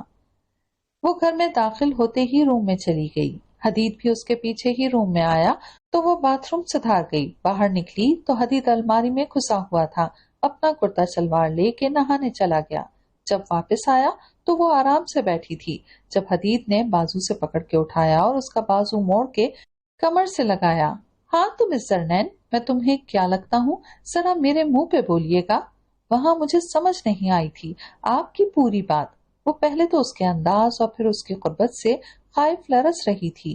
جلے ہوئے بازو کا درد مل کے آنکھوں سے بہنے لگا جب حدید نے انگلی اس کے آنکھوں کے قریب پھیری۔ اوہ نو، تمہیں کس نے کہا میں تمہارے آنسوؤں سے پگھل جاؤں گا؟ So don't waste your tear little froggy. اور کمر میں بازو ڈال کے قریب کیا۔ اچانک اپنا چہرہ اس کے قریب کیا تو اس کی سانسوں سے زرنین کو اپنے گال جلتے محسوس ہوئے اور آہستہ آواز میں بولا، میں تمہیں مانسٹر لگتا ہوں؟ تو زرنین نے بمشکل گردن نہ میں ہلائی۔ ویمپائر ہوں میں۔ وہ اس کی گردن پہ جھکا تو وہ جو پہلے ہی رو رہی تھی اچانک سسکی تو جیسے وہ بھی ہوش میں آیا اور اسے بیڈ پہ گرا کے خود باہر نکلتا چلا گیا۔ زرنین کو ابھی تک اس کی سانسیں اپنے وجود کے آس پاس محسوس ہو رہی تھیں اور وہ بت بنی وہیں ڈھیر ہو گئی۔ حدید روم میں آیا تو نگاہ بیڈ پہ لیٹے وجود پہ پڑی۔ جہاں وہ گری تھی وہیں سو گئی۔ آنسو اس کی گالوں پہ نشان چھوڑ گئے تھے۔ وہ اس کے قریب گیا کہ کہیں بے ہوش تو نہیں ہو گئی، پر سانس نارمل چل رہی تھی، ہلکا سا منہ وا تھا۔ بلا شبہ سوتے ہوئے وہ بہت معصوم اور خوبصورت لگتی تھی۔ حدید کے دل نے اعتراف کیا، پر دماغ اس کو قاتل کی بیٹی ہی مانتا۔ حدید دوسری سائڈ پہ جا کے لیٹ گیا۔ زرنین کی آنکھ بھوک کی وجہ سے کھلی تھی۔ ساتھ لیٹے وجود پہ نگاہ پڑی تو شام کا منظر نظروں کے سامنے گھوم گیا اور وہ جلدی سے اس سے دور ہوئی اور بیڈ سے اٹھ گئی۔ پیٹ میں چوہوں نے شور مچایا ہوا تھا، اس لیے سیدھا کچن کا رخ کیا تو پلیٹ میں بریانی رکھی نظر آئی تو اس نے ٹیبل پہ چڑھ کے کھانا شروع کر دیا۔ کھانا کھا کے روم میں آئی اور تکیے لائن میں رکھ کے سو گئی۔ صبح ان دونوں کی آنکھ لیٹ کھلی، شاید الارم نہیں بجا تھا، اسی لیے اب جلدی جلدی تیار ہو رہی تھی۔ اسے 5 منٹ میں نیچے تیار پہنچنے کا حکم سناتا حدید جلدی سے ٹوسٹ اور چائے بنانے لگا۔ زرنین جیسے ہی تیار ہو کے آئی اس نے پلیٹ اس کی طرف کھسکائی۔ وہ حیرت سے اسے دیکھنے لگی کہ موصوف کا دماغ تو نہیں کھسک گیا، پر وہ اپنا ناشتہ کرنے میں بزی تھا تو اس نے ناشکراپن نہ کیا اور جلدی جلدی کھانے لگی، مبادا موڈ بدل نہ جائے، اور بیگ اٹھا کے ساتھ چل دی اور فون احتیاطاً رکھ لیا کہیں پھر بھول نہ جائے۔ حدید ڈپارٹمنٹ چل دیا، زرنین بھی کینٹین چل دی۔ آگے نرمین اور ادا کچھ زور و شور سے ڈسکس کر رہی تھی۔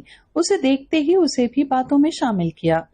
ہیلو میم، ذرا اپنے شوہر پر نظر رکھو، ساری لڑکیاں مکھیوں کی طرح چپکی رہتی ہیں، ابھی بھی دیکھو ایشل صاحبہ کیسے کندھے پہ سوار ہیں۔ تو اس نے بھی غور سے دیکھا اور سر چٹک کے آگے کلاس کی طرف بڑھ گئی۔ حدید ابھی تک نہ آیا تھا، اس لیے سب گوسپ میں بزی تھی۔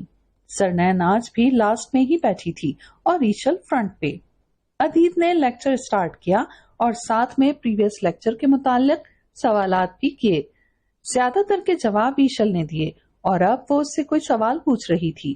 اچانک اسے شدید قسم کی جیلسی فیل ہوئی اور اس کا دل چاہا اس کو وہاں سے غائب کر دے۔ اچانک حدید نے اس سے کوئی سوال پوچھا، وہ وہاں ہوتی تو جواب دیتی، اس کا دماغ تو کہیں اور گیا ہوا تھا۔ حدید نے اب اس کا نام لے کر اسے پکارا تو وہ سوری کہتی وہاں سے نکلتی چلی گئی۔ زرنین کو ڈھونڈتے ہوئے نرمین لوگ کینٹین آئیں تو وہ اپنی مخصوص ٹیبل پہ بیٹھی کچھ سوچ رہی تھی تو ان لوگوں نے بیگ اس کی آنکھوں کے آگے لہرا کے متوجہ کیا۔ کیوں میڈم، کیا ہوا؟ اس طرح کیوں آ گئی؟ کچھ نہیں یار، لیکچر بہت بور تھا اس لیے اٹھائی۔ ایک تمہارے بھائی کو برداشت کرنا کون سا سوکھا کام ہے۔ اس نے خود پر سے یاسیت کو ہٹایا اور موڈ ٹھیک کیا اور اچانک یاد آنے پر نرمین کی لو سٹوری پہ آئی۔ ہاں جی، تو شروع ہو جاؤ، کیسے محبت ہوئی، تمہیں کتنی اور انہیں کتنی؟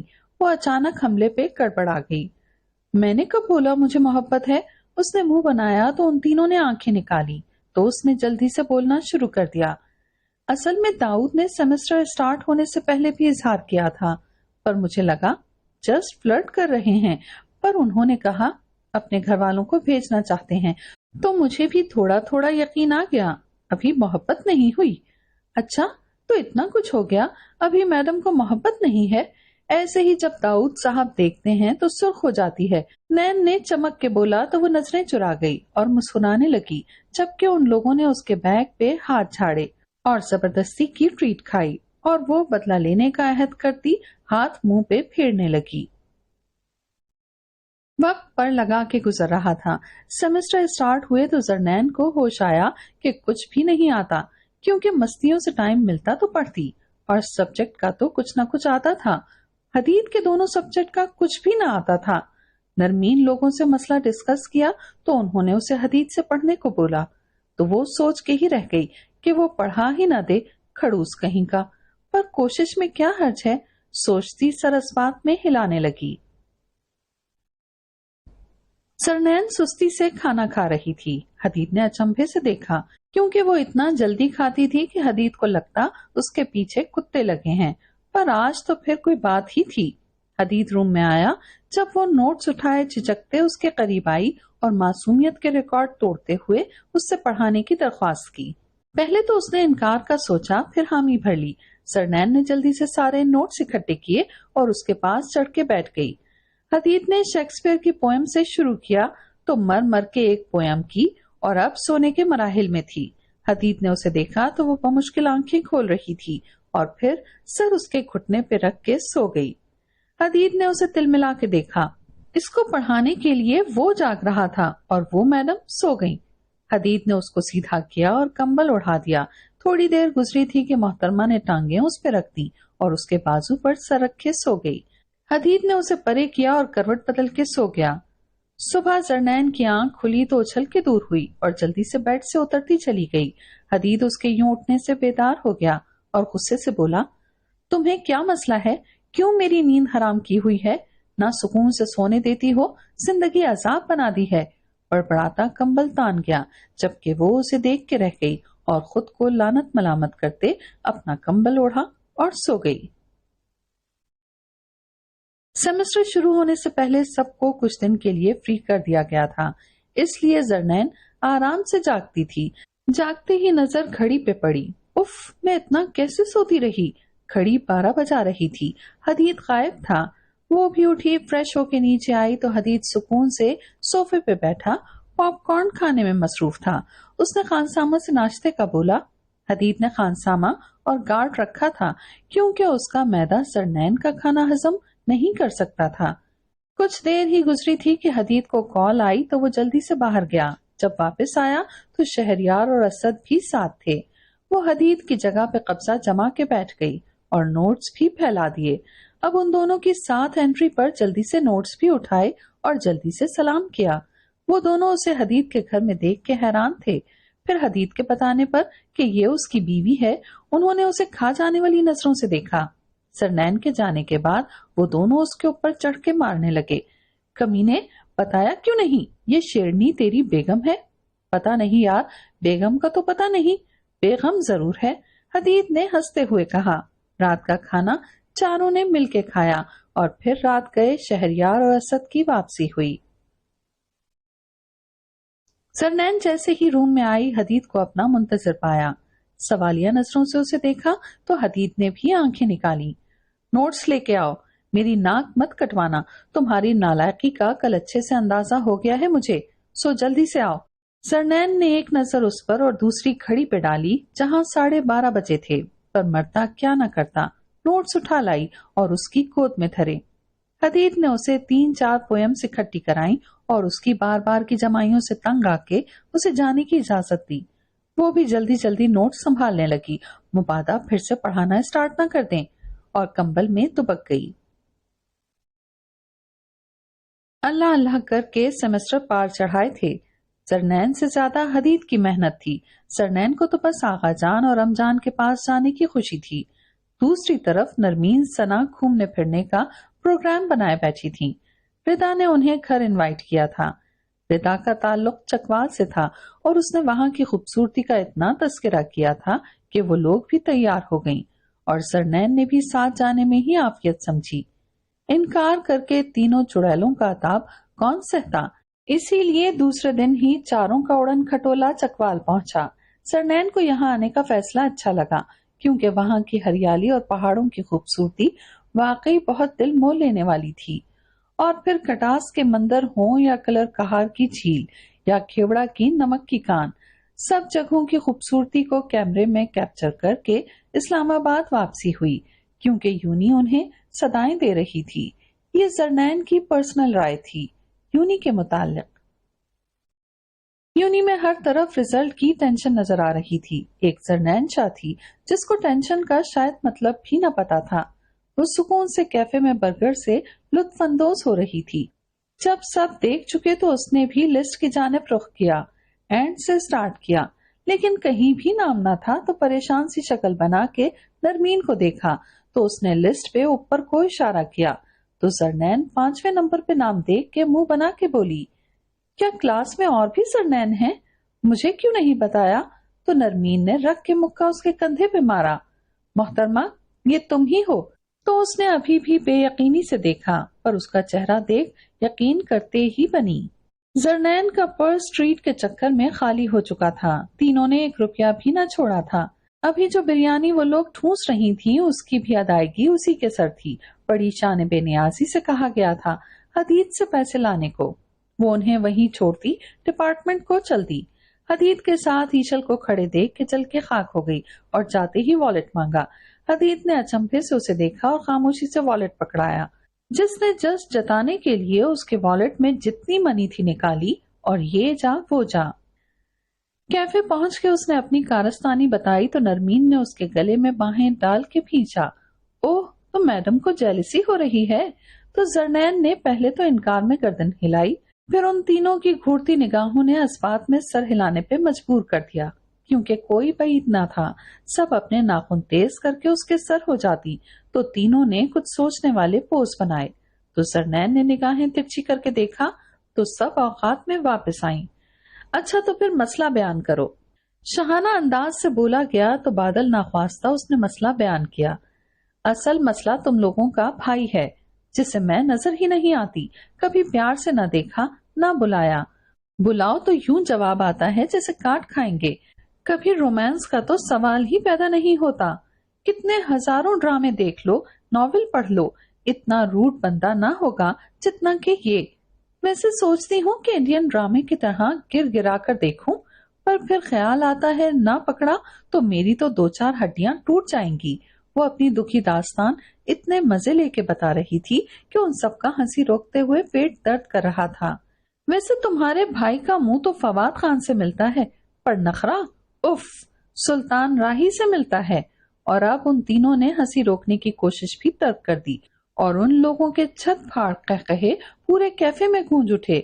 اور حدید جو اسے بلانے آیا تھا اب غصے سے لال ہو رہا تھا۔ حدید کو اسے اس بے وقوفی کی توقع نہ تھی کہ وہ اسے یوں ڈسکس کرے گی۔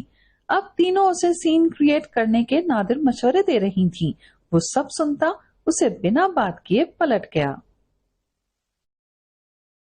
گھر پہنچ کے حدید تو روم میں گھس گیا، جبکہ زرنین آج کل اس کی خاطر کوک سے کھانا پکانا سیکھ رہی تھی، اور آج تو اسپیشلی اس نے بریانی پکائی جو کہ بہت مزے کی بنی تھی، خلاف توقع۔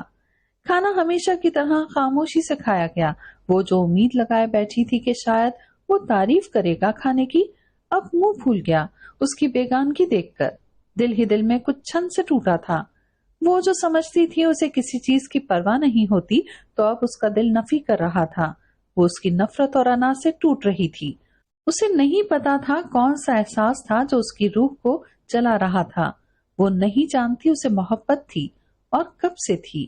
شاید تب سے جب سے ہوش سنبھالا تھا، یا جب اس کو ویڈیو کال پہ چھپ کے دیکھتی تھی، یا تب سے جب اس نے اسے سوشل میڈیا پہ دیکھا تھا، کیونکہ محبت کی کوئی حد نہیں ہوتی، وہ تو بس بے حد ہوتی ہے۔ جس کو ہو جاتی ہے بس ہو جاتی ہے، کب ہوئی، کیوں ہوئی، اور محبت شراکت برداشت نہیں کرتی۔ تبھی تو ایشل کو حدید کے ساتھ دیکھ کے جلن ہوتی ہے۔ وہ اپنے ہی خیالوں میں گم تھی جب چائے کے گرم احساس نے متوجہ کیا اور حدید کے لیے چائے لیے روم میں گئی۔ حدید کو چائے دے کر وہ اپنا تکیا اور کمبل سیٹ کر کے لیٹ گئی اور موبائل پہ ناول پڑھنے لگی، جو کہ اس کا ٹینشن ریلیز مشغلہ تھا۔ حدید نے چائے پی کے اس پر نظر ڈالی جو ناول پڑھ کے پاگلوں کی طرح مسکرا رہی تھی۔ حدید نے اچانک تکیے کی باؤنڈری لائن ہٹائی اور اس کے گرد جارحانہ گرفت مضبوط کی، تو وہ جو اس کے اچانک حملے کے لیے تیار نہ تھی، شوق سا اس کا منہ تکنے لگی۔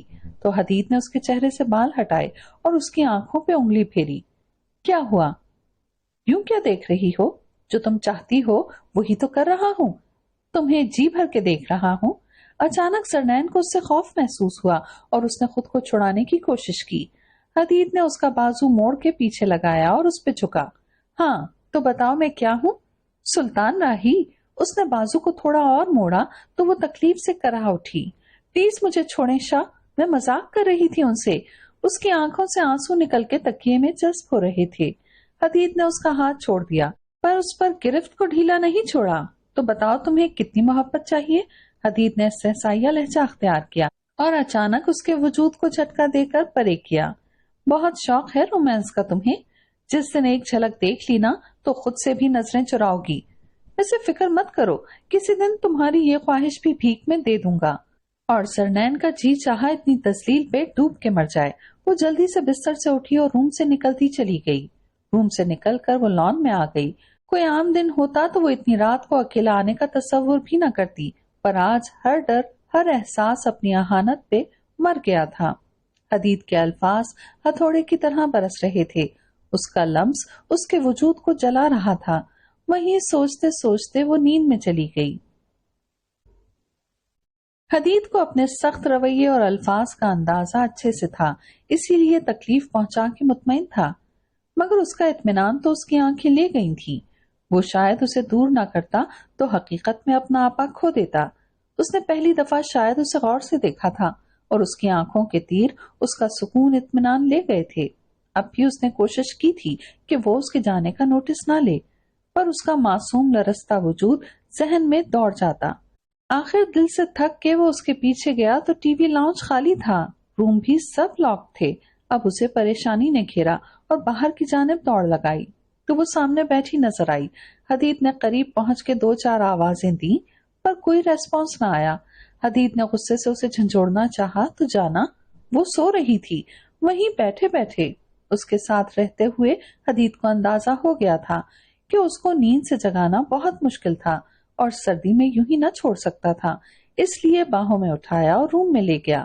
کمبل اڑا کے بیڈ کی دوسری جانب آ گیا۔ صبح سرنین کی طبیعت بہت خراب تھی، اسی لیے یونی سے چھٹی کی۔ حدید کا امپورٹنٹ لیکچر تھا، اس لیے اس نے نرمین اور ثنا کو اس کے پاس بھیج دیا۔ سرنین جو بخار سے تپ رہی تھی، ان دونوں کو دیکھتے ہی انرجی محسوس کرنے لگی۔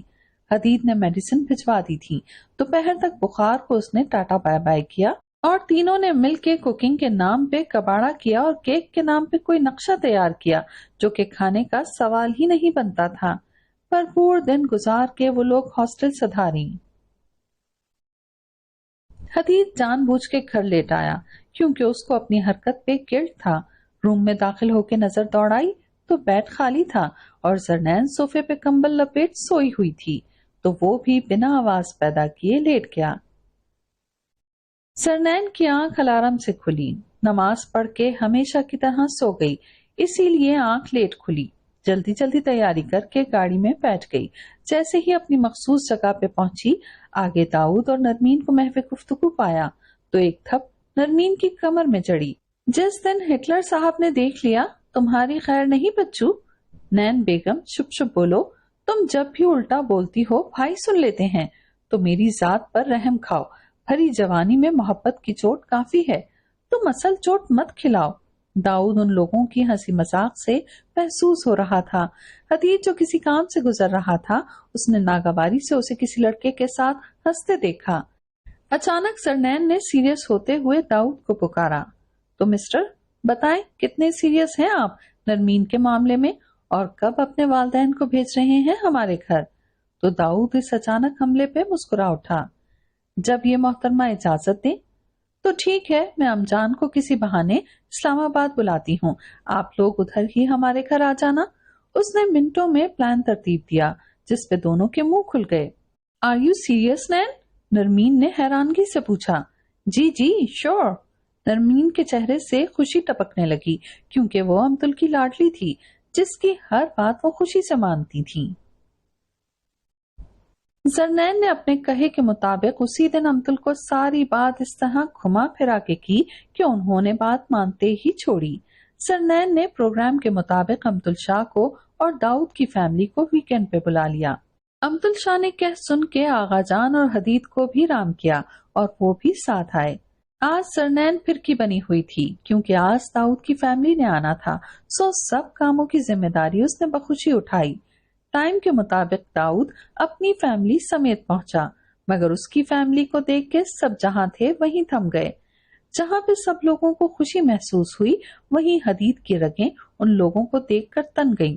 سرین آغا جان سے لپٹی رو رہی تھی، جبکہ زرنین ترسی نگاہوں سے سرین شاہ کو دیکھ رہی تھی۔ روتے روتے اچانک سرین نے بولا، آغا جان، میری بیٹی؟ تو آغا جان نے زرنین کو پاس آنے کا اشارہ کیا۔ سرین نے اپنی کل کائنات کو سینے سے لگایا، جیسے کوئی خزانہ مل گیا تھا دونوں ماں بیٹی کو۔ آغا جان نے حدید کو اشارہ کیا تو وہ بھی سرین کے قریب گیا، کیونکہ وہ اس کی واحد دوست تھی جس سے وہ ہر بات شیئر کرتا تھا۔ مگر وقت نے اس سے نہ صرف باپ چھینا تھا، جان سے عزیز دوست بھی چھینی تھی۔ سب سے مل کر وہ آغا جان کے پاس لگ کے بیٹھ گئی اور ان سے باتیں کرنے لگی۔ سب بھول گئے کہ وہ کس مقصد کے لیے اکٹھے ہوئے تھے۔ وہ زرنین کے لیے سب سے خوبصورت دن تھا۔ وہ سب میں بیٹھ کے چہچہا رہی تھی اور داؤد اور داور سے ہنس ہنس کے باتیں کر رہی تھی۔ حدید غصہ ضبط کر کے وہاں سے اٹھ گیا اور کسی نے محسوس کیا یا نہیں، پر زرنین اور سرین نے اسے غصے سے جاتے دیکھا۔ سرین شاہ وہاں سے اٹھ کے حدید کے پیچھے گئی، جس نے لان میں پڑی کرسی کو ٹھوکر سے گرایا تھا۔ جب سرین شاہ نے اسے بلایا، حدید، یہ کیا کر رہے ہو؟ آنی، آپ پوچھ رہی ہیں میں کیا کر رہا ہوں؟ آپ؟ اس نے آپ پہ زور دے کے بولا، جس کا رشتہ لے کے آپ آئی ہیں وہ میرے باپ کے قاتل کا بیٹا۔ کیوں بھول رہی ہیں آپ زین شاہ کے ظلم، جو اس کے بیٹے سے اتنی محبت؟ اس نے سوالیہ نظروں سے دیکھا۔ اس سے پہلے کہ سرین کوئی جواب دیتی، داؤد جو کہ سرین کے پیچھے آیا تھا بول پڑا، حدید، ضروری نہیں کہ اگر میرا باپ برا تھا تو میں بھی برا ہی ہوں۔ ہو تو تم زین شاہ کی اولاد، جنہوں نے میری آنی کے ساتھ جانوروں والا سلوک کیا۔ اس نے اپنی چالوں میں اپنی بیٹی کو بھیٹ چڑھا دیا، تو تم سے کیا امید رکھیں؟ ہو تو اسی کا خون، حدید نے استحصائیہ انداز میں کہا، جب سرین نے اس کے کندھے پہ ہاتھ رکھا۔ حدید، جان آنی کی طرف دیکھو۔ تو اس نے اپنی پلکیں اٹھائیں۔ سرین کو اس کی آنکھوں میں دکھ کا جہان نظر آیا جب اس نے حدید کا ہاتھ پکڑا اور ہونٹوں سے لگایا۔ تم میرے بیٹے بھی ہو اور دوست بھی، کیا اپنی آنی پر بھروسہ نہیں؟ تو اس نے نفی میں گردن گھمائی۔ ایسی بات نہیں آنی، آپ تو میرے لیے ماں کے برابر ہو۔ آپ کو نہیں پتا، میں نے باپ کے ساتھ ساتھ ماں بھی کھوئی تھی۔ آپ کو پتا ہے میرا دکھ کوئی نہیں سمجھ سکتا۔ بابا جان کے بعد موم نے بھی میرا ساتھ چھوڑ دیا، وہ بھی چھوڑ کے چلی گئیں۔ انہیں بابا سے اتنی محبت تھی، 1 منتھ بعد ہی ان کا بھی نروس بریک ڈاؤن ہوا اور مجھے چھوڑ کے چلی گئیں۔ تو بتائیں کیسے برداشت کر لوں زین شاہ کے گھر والوں کو؟ حدید جو کسی پہ نہ کھلا اپنی دوست اپنی آنی کے آگے دکھ کھول گیا۔ سرین شاہ نے اسے اپنے ساتھ لگایا اور ریلیکس کرنے لگی۔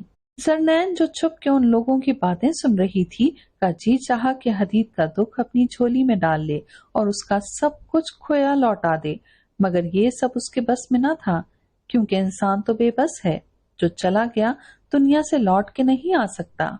سرین شاہ نے حدید کو پیار سے دیکھا اور بات کا آغاز کیا۔ تم حدید مکافات عمل پر یقین رکھتے ہو نا؟ تو اس نے ناسمجھی سے اسے دیکھا تو سرین نے بات جاری رکھی۔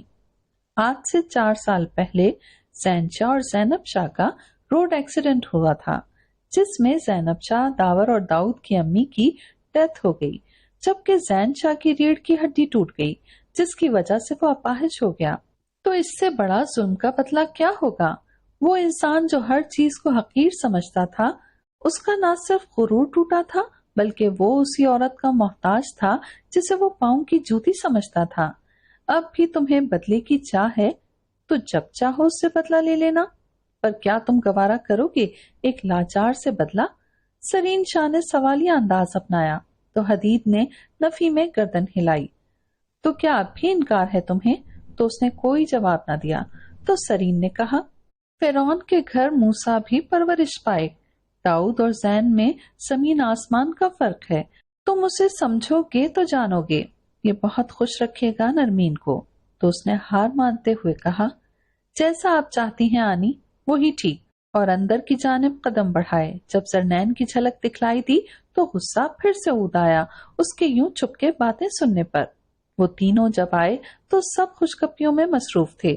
جب سرین شاہ نے اپنا مدعا آغا جان اور فہیم شاہ کے آگے بیان کیا تو فہیم شاہ نے فیصلے کا حق آغا جان کے سپرد کیا۔ آغا جان نے اپنی بیٹی کا دل نہ توڑتے ہوئے ہاں میں جواب دیا، جس سے سب کے چہروں پر مسکراہٹ دوڑ گئی۔ زرنین کے اصرار کے باوجود سرین شاہ نے پھر آنے کا وعدہ کر کے رخصت لی۔ سرنین کی خوشی کا کوئی ٹھکانہ نہ تھا، دوسری طرف نرمین بھی خوشی سے پھولی جا رہی تھی، اسی لیے تینوں ایک ہی روم میں گھسی باتیں کر رہی تھیں، اور آج تو انہوں نے اسے روم سے بھی نہ نکالا تھا، ورنہ تو رات کو اسے دھکیل کے باہر نکالا جاتا اور دروازہ بند کر لیا جاتا۔ وہ بھی سکون سے نرمین کے ساتھ سوئی تھی جب نرمین کی غصے میں بھری آواز آئی، نین ٹانگیں نہ رکھو مجھ پہ۔ وہ تو گدھے گھوڑے بیچ کے سوتی تھی، وہ بچپن سے ساتھ تھیں، ایک تو میڈم کے جنوں بھوتوں کے ڈر اور دوسرا ٹانگیں رکھنے کی عادت، دونوں سے نرمین چڑتی تھی، پر وہ بھی ٹھیٹ ہڈی تھی، ایک کان سے سن دوسرے سے نکال دیتی۔ اب بھی وہ غصے میں بھری سونے کی کوشش کرنے لگی۔ حدید نے دروازہ کھلا چھوڑ دیا تھا سرنین کے لیے، مگر صبح نماز کے لیے اٹھتے بستر خالی تھا، صوفہ بھی خالی۔ نماز پڑھ کے وہ جاگنگ پہ گیا، جب گھر واپس آیا تو امدل اور آغا جان واپسی کے لیے تیار بیٹھے تھے، جبکہ تینوں چڑیلیں واقعی چڑیلیں لگ رہی تھیں، کیونکہ سر جھاڑ منہ پھاڑ کھڑی تھیں، بال بکھرے ہوئے تھے۔ سب نے مل کے ناشتہ کیا اور ان چاروں نے یونی جبکہ آغا جان نے واپسی کے سفر کا آغاز کیا۔ یونی پہنچتے ہی نرمین کو سب نے گھیر لیا۔ ہاں تو مس کھنی، آپ نے یونی کا ڈیشنگ ترین بندہ ہتھیا لیا ہے، اس بارے میں آپ کیا کہیں گی؟ جبکہ اس بات پہ ان تینوں کا قہقہہ نکل گیا۔ اس طرح ہنستے مسکراتے دن گزر گیا اور ایک نئی خبر بھی سب کو ملی جس نے سب کو خوشی سے ہمکنار کیا۔ وہ تھی مری کے ٹرپ کی۔ مری میں سنو فالنگ سٹارٹ ہو گئی تھی، اسی لیے یہ پلان ان کو تو نعمت ہی لگ رہا تھا۔ گھر آ کے بھی ابھی سے مری میں پہنچنے کی امیجنیشن میں کھو گئی، کیونکہ اس نے فرسٹ ٹائم مری جانا تھا۔ حدید جب روم میں آیا وہ من ہی من میں مسکرا رہی تھی، اسے دیکھ کے اس کے ہونٹ سکڑے اور باہر چلی گئی۔ اسے اس دن کا اس کا انداز ابھی تک نہ بھولا تھا، اس کی جگہ کوئی بھی ہوتا اپنی ذات کی تذلیل نہ برداشت کرتا۔ رات کا کھانا کھا کے اس نے الماری سے ڈریس نکالنا شروع کر دیے، کوئی بھی اچھا نہیں لگ رہا تھا۔ پھر اچانک آئیڈیا آیا اور اپنا میرون لانگ کوٹ نکالا اور اس کے ساتھ بلو جینز اور بلیک شرٹ نکال کے مطمئن ہو گئی، جب اچانک خیال آیا لانگ شوز تو ہے ہی نہیں۔ حدید کو دیکھا، پھر یاد آیا نہیں بلانا۔ اس کی نظر سائڈ ٹیبل پہ پڑی جہاں اس کا والیٹ اور موبائل تھا، آرام سے گئی اور اس کا والیٹ اٹھایا۔ حدید نے سوالیہ نظروں سے دیکھا، جسے نظر انداز کر کے پیسے نکالے اور وہاں سے چلی گئی۔ باہر آ کے نرمین کو کال ملائی۔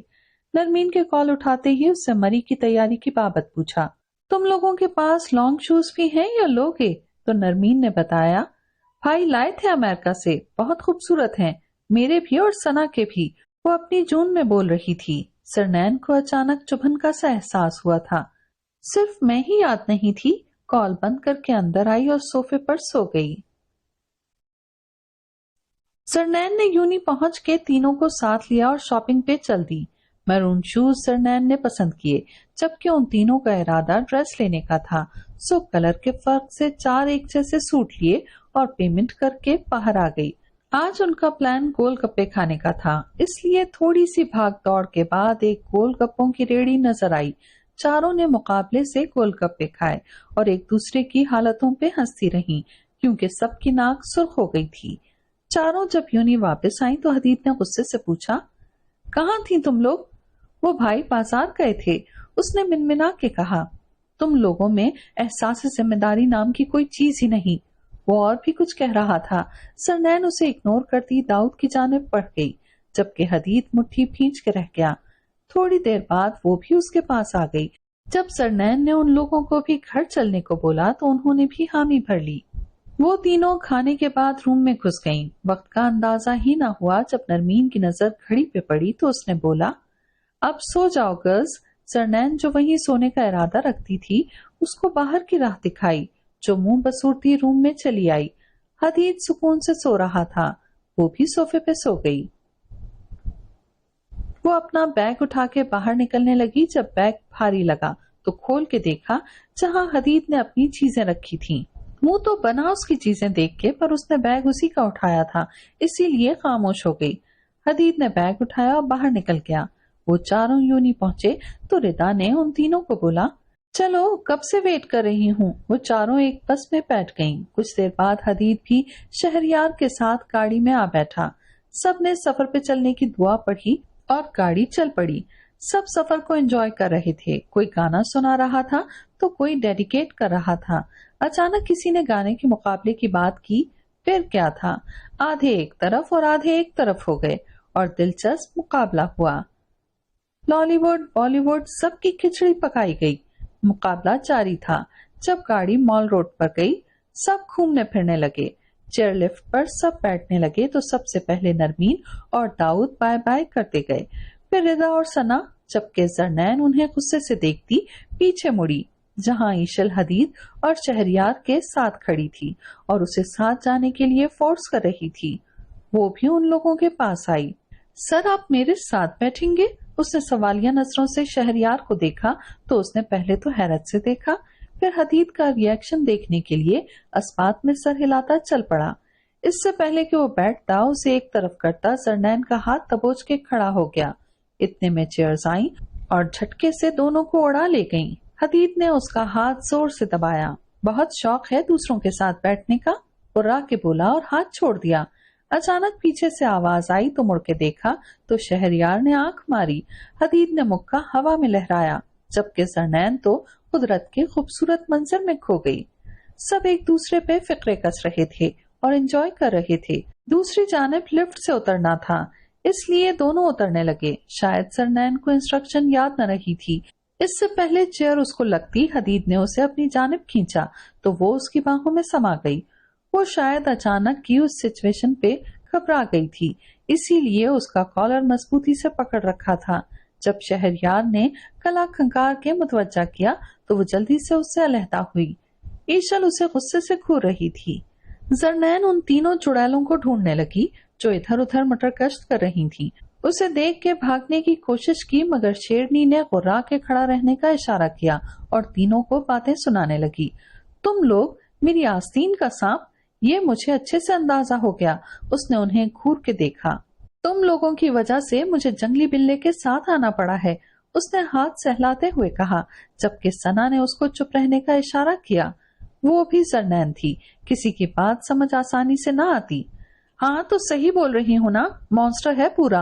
अगर किसी दिन लोगों को मेरे मरने की इत्तला मिली तो एक दफा मेरी गर्दन जरूर देखना, मेरा खून पी लेगा तुम्हारा भाई। और लेज रिदा से छीनी और मुड़ के चलने लगी जब जोरदार टक्कर हुई। उफ, आज तो लगता है सारे जमाने ने मेरे साथ ही पंगा लेना है। उसने सर मलते हुए उठाया और हदीद को देख के बिदक के पीछे हुई। मुझे लगता है मेरी किस्मत ही माड़ी है, उसने दिल में सोचा और खुद को उसके अताब के लिए तैयार करने लगी।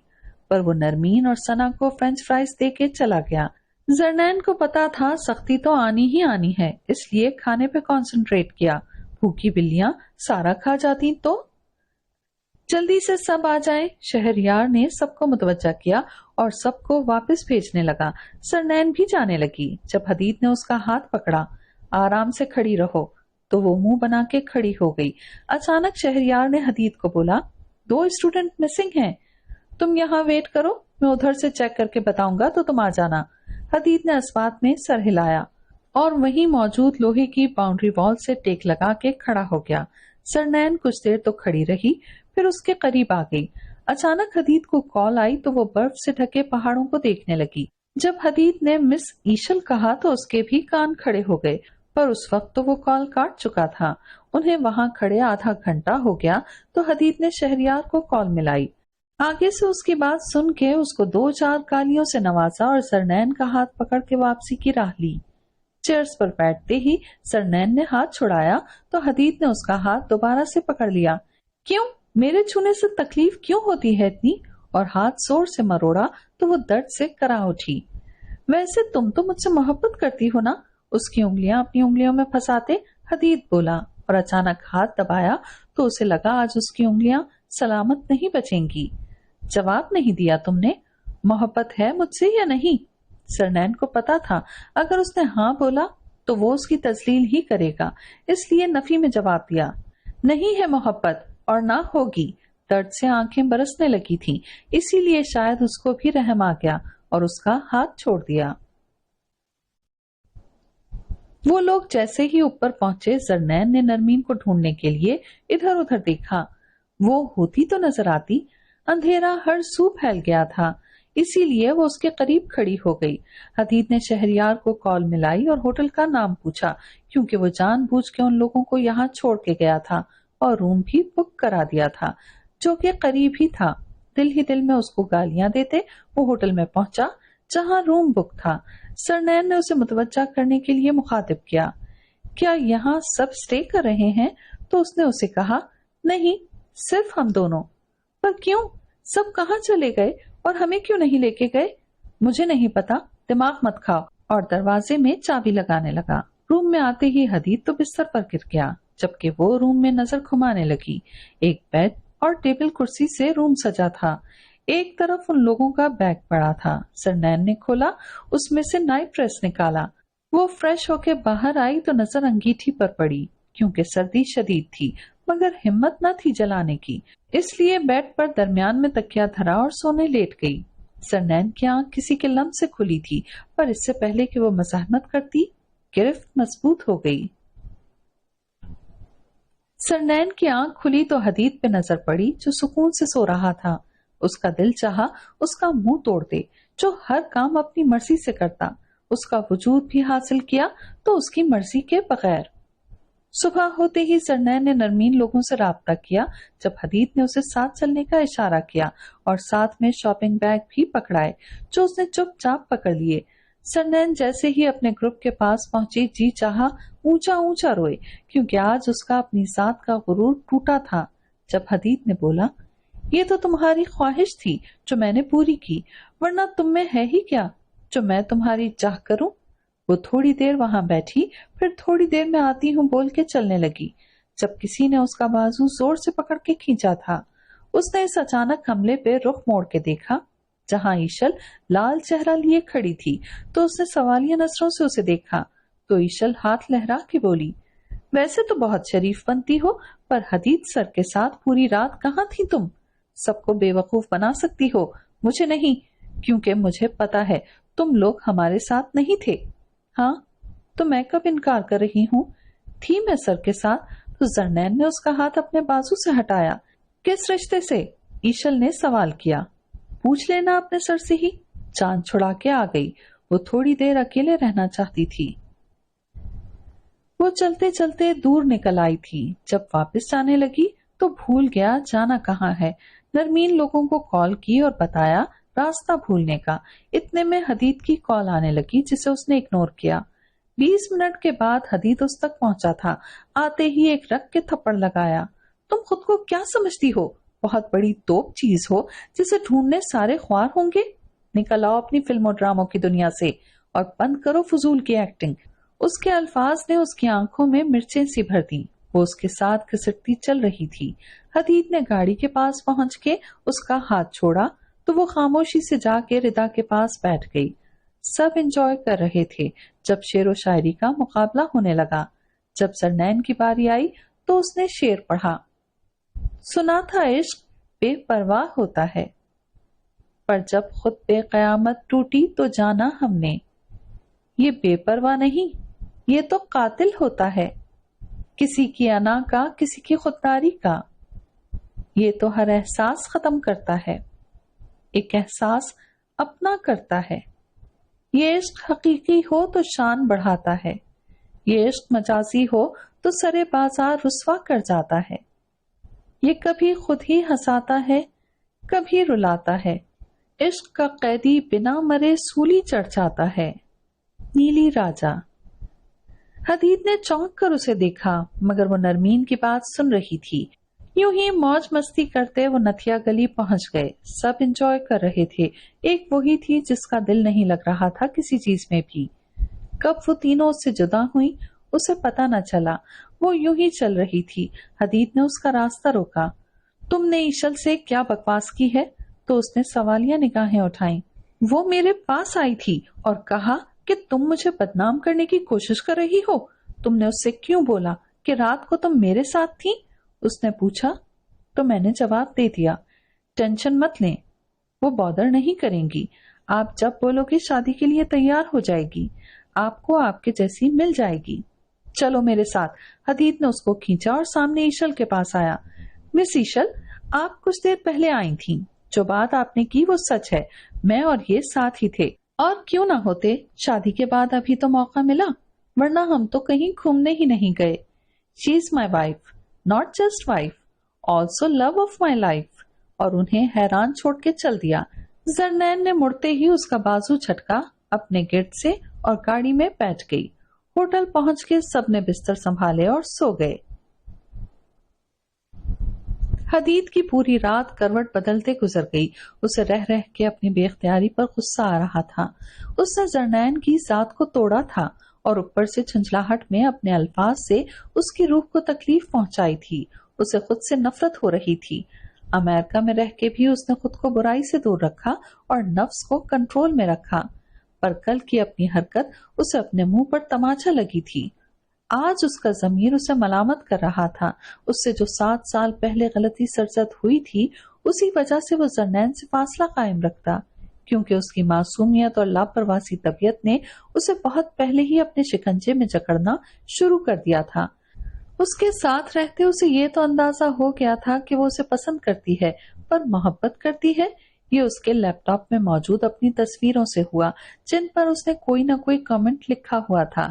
کئی تصویروں کو ایڈٹ کر کے اپنی تصویروں کے ساتھ جوڑا گیا تھا، اور اس نے اس کی محبت کا صلہ صرف اپنی جاریت سے دیا تھا۔ وہ شاید خود کو باور ہی نہیں کرانا چاہتا تھا کہ وہ بھی اس میں انوالو ہونے لگا تھا۔ چاہ کر بھی یہ نہ بیان کر سکتا تھا کہ مجھے تمہارے وجود کی چاہ ہونے لگی ہے، اسی لیے جو حق پیار سے مانگنا چاہیے تھا وہ چھین کے حاصل کیا، کیونکہ اس نے انا کا جھنڈا اونچا رکھنا تھا، جس نے محبت کے جذبے کو دبا دیا تھا، اور جو محبت سے نگاہ چراتے ہیں شاید حدید کی طرح ہی بکھرتے ہیں۔ واپسی کا سفر یادیں سمیٹتے گزر گیا۔ کئی لوگوں نے تو لو کنفیشن بھی کیا، کئی نئے دل جڑے تو کہیں ٹوٹے۔ ایچل جاتے ہوئے جتنی خوش تھی، واپسی پہ اتنی ہی دکھی تھی۔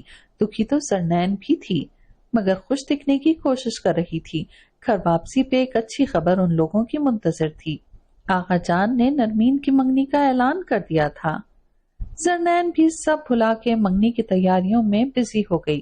یونی سے واپسی پہ تینوں شاپنگ پہ نکل کھڑی ہوتی، کیونکہ ایک ہفتہ دیا تھا آغا جان نے، اسی میں سب کچھ مینج کرنا تھا، اس لیے وہ سب کھن چکر بنی ہوئی تھی ان دنوں۔ اب بھی آغا جان کی اجازت سے وہ لوگ داؤد کے ساتھ منگنی کے لیے لہنگا پسند کرنے آئے ہوئے تھے۔ ایک کو پسند آتا، دوسرا ریجیکٹ کر دیتا۔ اسی چکر میں 3-4 گھنٹوں سے وہ سب خوار ہو رہے تھے۔ زرنین نے بھوک کی رٹ لگائی تھی، اس لیے پہلے پیٹ پوجا کرنے کے لیے ہوٹل آ گئے۔ ابھی وہ لوگ آ کے بیٹھے ہی تھے کہ حدید بھی آتا نظر آیا۔ زرنین نے اسے دیکھ کے سوالیہ نظروں سے دونوں گھنیوں کو دیکھا جو گڑبڑا گئیں۔ وہ اصل میں بھائی کی پسند اچھی ہے، اس لیے بلایا، تو زرنین خاموشی سے کھانے پر جھک گئی۔ جب حدید اس کے ساتھ والی کرسی گھسیٹ کے بیٹھ گیا، اس نے سر اٹھا کے نہ دیکھا۔ وہ جب سے مری سے واپس آئی تھی، حدید سے ہم کلام نہ ہوئی۔ دونوں اپنی اپنی زندگی گزار رہے تھے، جس میں نہ اس کو حدید کی پرواہ رہی تھی، نہ حدید کو اس کی۔ اب بھی حدید سب سے خوشگپیوں میں مصروف تھا، جبکہ زرنین کھانے میں، جیسے اس کے بعد تو کھانا ملے گا ہی نہیں۔ یہ حدید کا پرسنل ویو تھا زرنین کے بارے میں۔ کھانا کھا کے پھر سب شاپنگ سینٹر میں گھس گئے۔ اللہ اللہ کر کے سب کی مشترکہ رائے سے گولڈن کلر کا لہنگا پسند آیا اور جان چھوٹی سب کی۔ میچنگ جیولری لی گئی، تب کہیں جا کے شاپنگ کمپلیٹ ہوئی اور سب گھر پہنچے تھک ہار کے، اور سونے کی کیونکہ صبح اسائنمنٹ بھی جمع کرانی تھی سب نے۔ زرنین حدید کی کلاس بنک کر کے سکون سے کینٹین جا رہی تھی جب کسی سے زوردار ٹکر ہوئی اور تمام نوٹس بکھر گئے۔ وہ جو کوئی بھی تھا، زرنین نے غصے سے دیکھا تو اس نے جلدی سے سوری بولا اور ساتھ ہی اپنا نام بھی بتایا۔ ہائے، میں اسد۔ زرنین نے گھور کے دیکھا، تو میں کیا کروں؟ تو مسٹر اسد شرمندگی سے یہاں وہاں دیکھنے لگا۔ وہ اصل میں یہاں نیو کمر ہوں، تو آپ مجھے انگلش ڈپارٹمنٹ بتا دیں تو آپ کی بڑی مہربانی ہوگی۔ اس نے عاجزی اختیار کی تو جیسے زرنین کو شرارت سوچی۔ آئیے میرے ساتھ، اور اسے گھما پھرا کے ایک روم کے سامنے لائی اور بولی، جی یہیں HOD بیٹھتے ہیں۔ زرنین نے معصومیت کے ریکارڈ توڑے۔ اسد جیسے ہی روم میں گیا، زرنین نے کنڈی چڑھا دی۔ وہ ایک سٹور روم تھا جس میں اس سے پہلے بھی کہیوں کو بکرا بنایا گیا تھا۔ خود کو दाद देती कैंटीन आ गई। क्लास खत्म होने पर वो तीनों उसके सर पर सवार हुई। क्या तकलीफ थी, क्यों क्लास बंक की? तो जरनैन ने लापरवाही से कंधे उचकाए। मूड नहीं था मिस्टर सड़ू को देखने का, तो उन्होंने आंखें निकाली। शर्म कर लो, तुम्हारे शौहर नामदार हैं। तो उसने बुरा सा मुंह बनाया, जब थप करके कोई चेयर घसीट के बैठ गया। Hi miss. तो जरनैन ने आंखें फाड़ के देखा तो वो उसकी आंखों के आगे हाथ लहरा के बोला, इतनी हैरान की? मैं असद, पहचाना नहीं आपने? एचओडी का रूम बताया था। बहुत शुक्रिया इतनी मदद का, आप ना होती तो मैं मिल ही ना पाता। तो जरनैन ने बिना शर्मिंदा होते हुए कहा, कोई बात नहीं, छोटी मोटी नेकियां करती रहती हूँ मैं, आप शुक्रिया करके मेरी नेकी जाया ना करें। असद जो उसे शर्मिंदा करने आया था अब हवन्नकों की तरह उसे देख रहा था, पर वहां तो दुनिया भर की आदसी छाई थी और उसके इस अंदाज पे कहकहा भी निकल गया और उसके आगे झुकते हुए बोला, वैसे लगता है आपने शर्मिंदा होना नहीं सीखा। तो जरनैन ने चढ़ाते हुए हंस के इस बात में सर हिलाया। हदीद ने दूर से जरनैन के साथ असद को अचंभे से देखा और सोचने लगा, ये मोहतरम कौन? जब ईशल जो किसी काम से हदीद के पास आई थी ने बगौर हदीद का मुशाहिदा किया और कहने लगी, ये असद है, न्यू माइग्रेट होके आया है, शायद पुराना क्लोज फ्रेंड होगा, क्योंकि जरनैन ने आज पीरियड बंक किया था, इसी के साथ थी पूरा पीरियड। तो हदीद ने मुट्ठियां भींच के गुस्सा कंट्रोल करने की कोशिश की और ईशल अपने वार की कामयाबी पे मसरूर होती चली गई। वो दोनों जैसे ही घर पहुंचे सरीन शाह को मुंतजर पाया। जरनैन तो देखते ही मिलने को भागी। जब ठोकर लग के गिरने लगी तो हदीद ने जल्दी से बाजू पकड़ा, जिसे जरनैन ने एक झटके से परे किया और सरीन शाह के गले लग गई। तो सना ने उसे परे हटाया।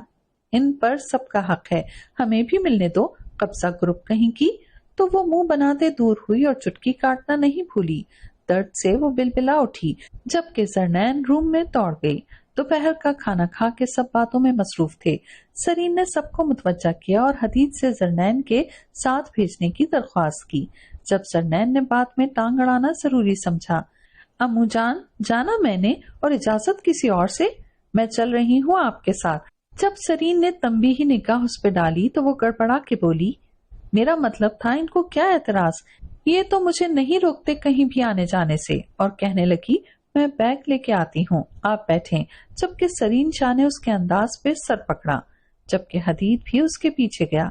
हदीद जब रूम में आया तो देखा मैम अपनी मंगनी पर पहनने वाले सूट बैग में रख रही थी। जब हदीद ने हाथ पकड़ के खींचा तो जरनैन ने अपना हाथ छुड़वाने की कोशिश की और तड़क के बोली, छोड़े मेरा हाथ, क्या मसला है आपका? हदीद ने उसे कंधे से पकड़ के झंझोड़ा, तुम हो मसला मेरा, आनी से राजी होने का ये मतलब हरगिज नहीं कि मैं अपने बाप का कत्ल भूल चुका हूँ और तुम अपने बाप से मिल सकती हो। मैं अब भी तुम्हारे बाप से नफरत करता हूँ और कभी भी उसे माफ नहीं करूंगा। और तुम मेरे साथ ही उस घर में जाओगी, मेरे साथ ही आओगी, वो भी जस्ट मंगनी पर। और तुम्हारे साथ मेरी मोहब्बत की शादी नहीं, जो मैं मोहब्बत में आकर तुम्हें हर चीज की इजाजत दूं। मेरी पाबंद हो तुम, इतना अपने छोटे से दिमाग में बिठा लो। और आइंदा मेरा हाथ झटकाना तो मुझसे बुरा कोई नहीं होगा। हर अख्तियार रखता हूँ तुम पे, तुम्हारा हाथ पकड़ने का भी और तुम्हें छूने का, जिस तरह चाहूं।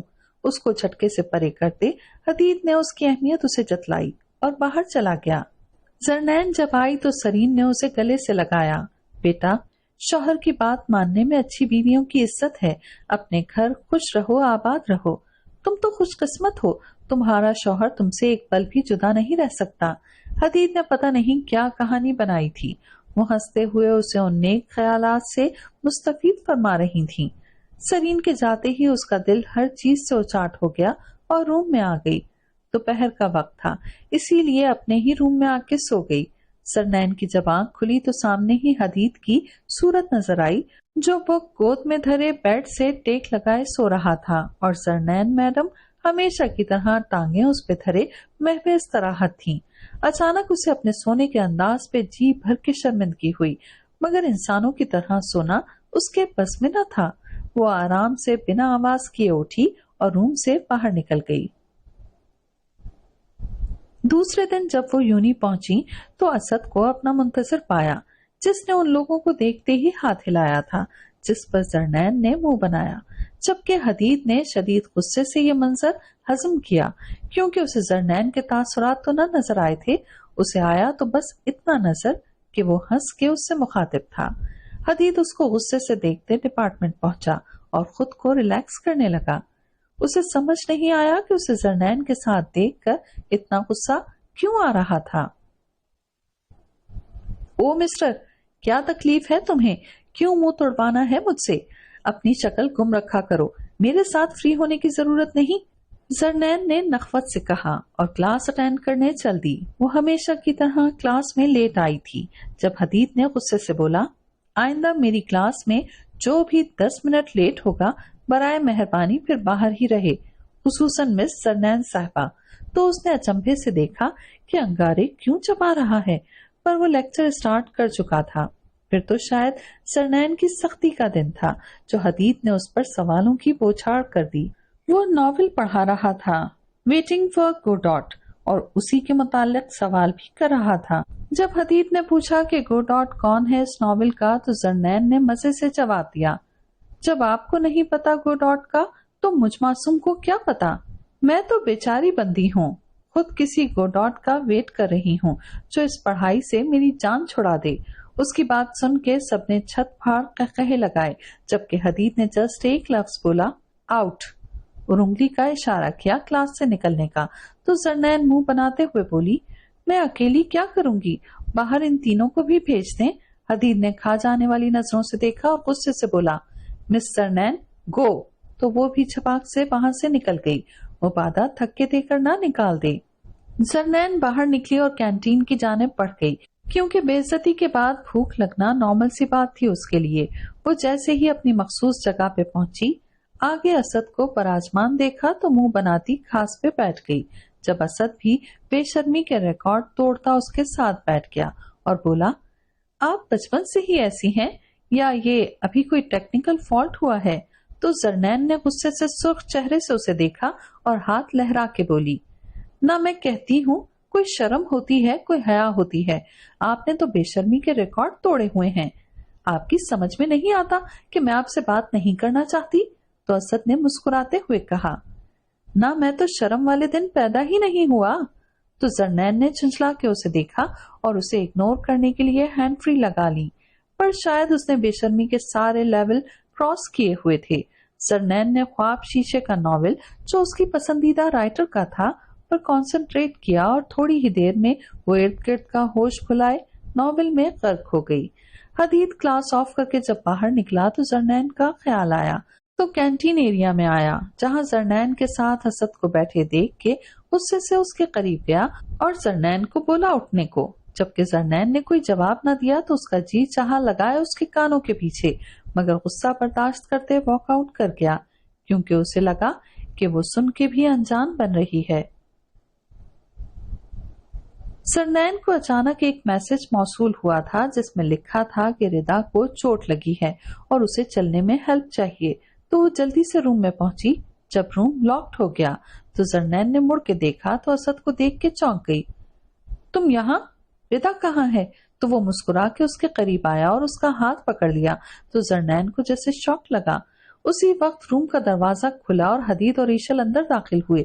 زرنین کا ہاتھ اسد کے ہاتھ میں دیکھ کے حدید تو جیسے اپنے ہوش ہی کھو بیٹھا اور آؤ دیکھا نہ تاؤ اس کا گریبان پکڑ کے مکہ اس کے ناک پہ دے مارا تو جیسے زرنین کا سکتا ٹوٹا۔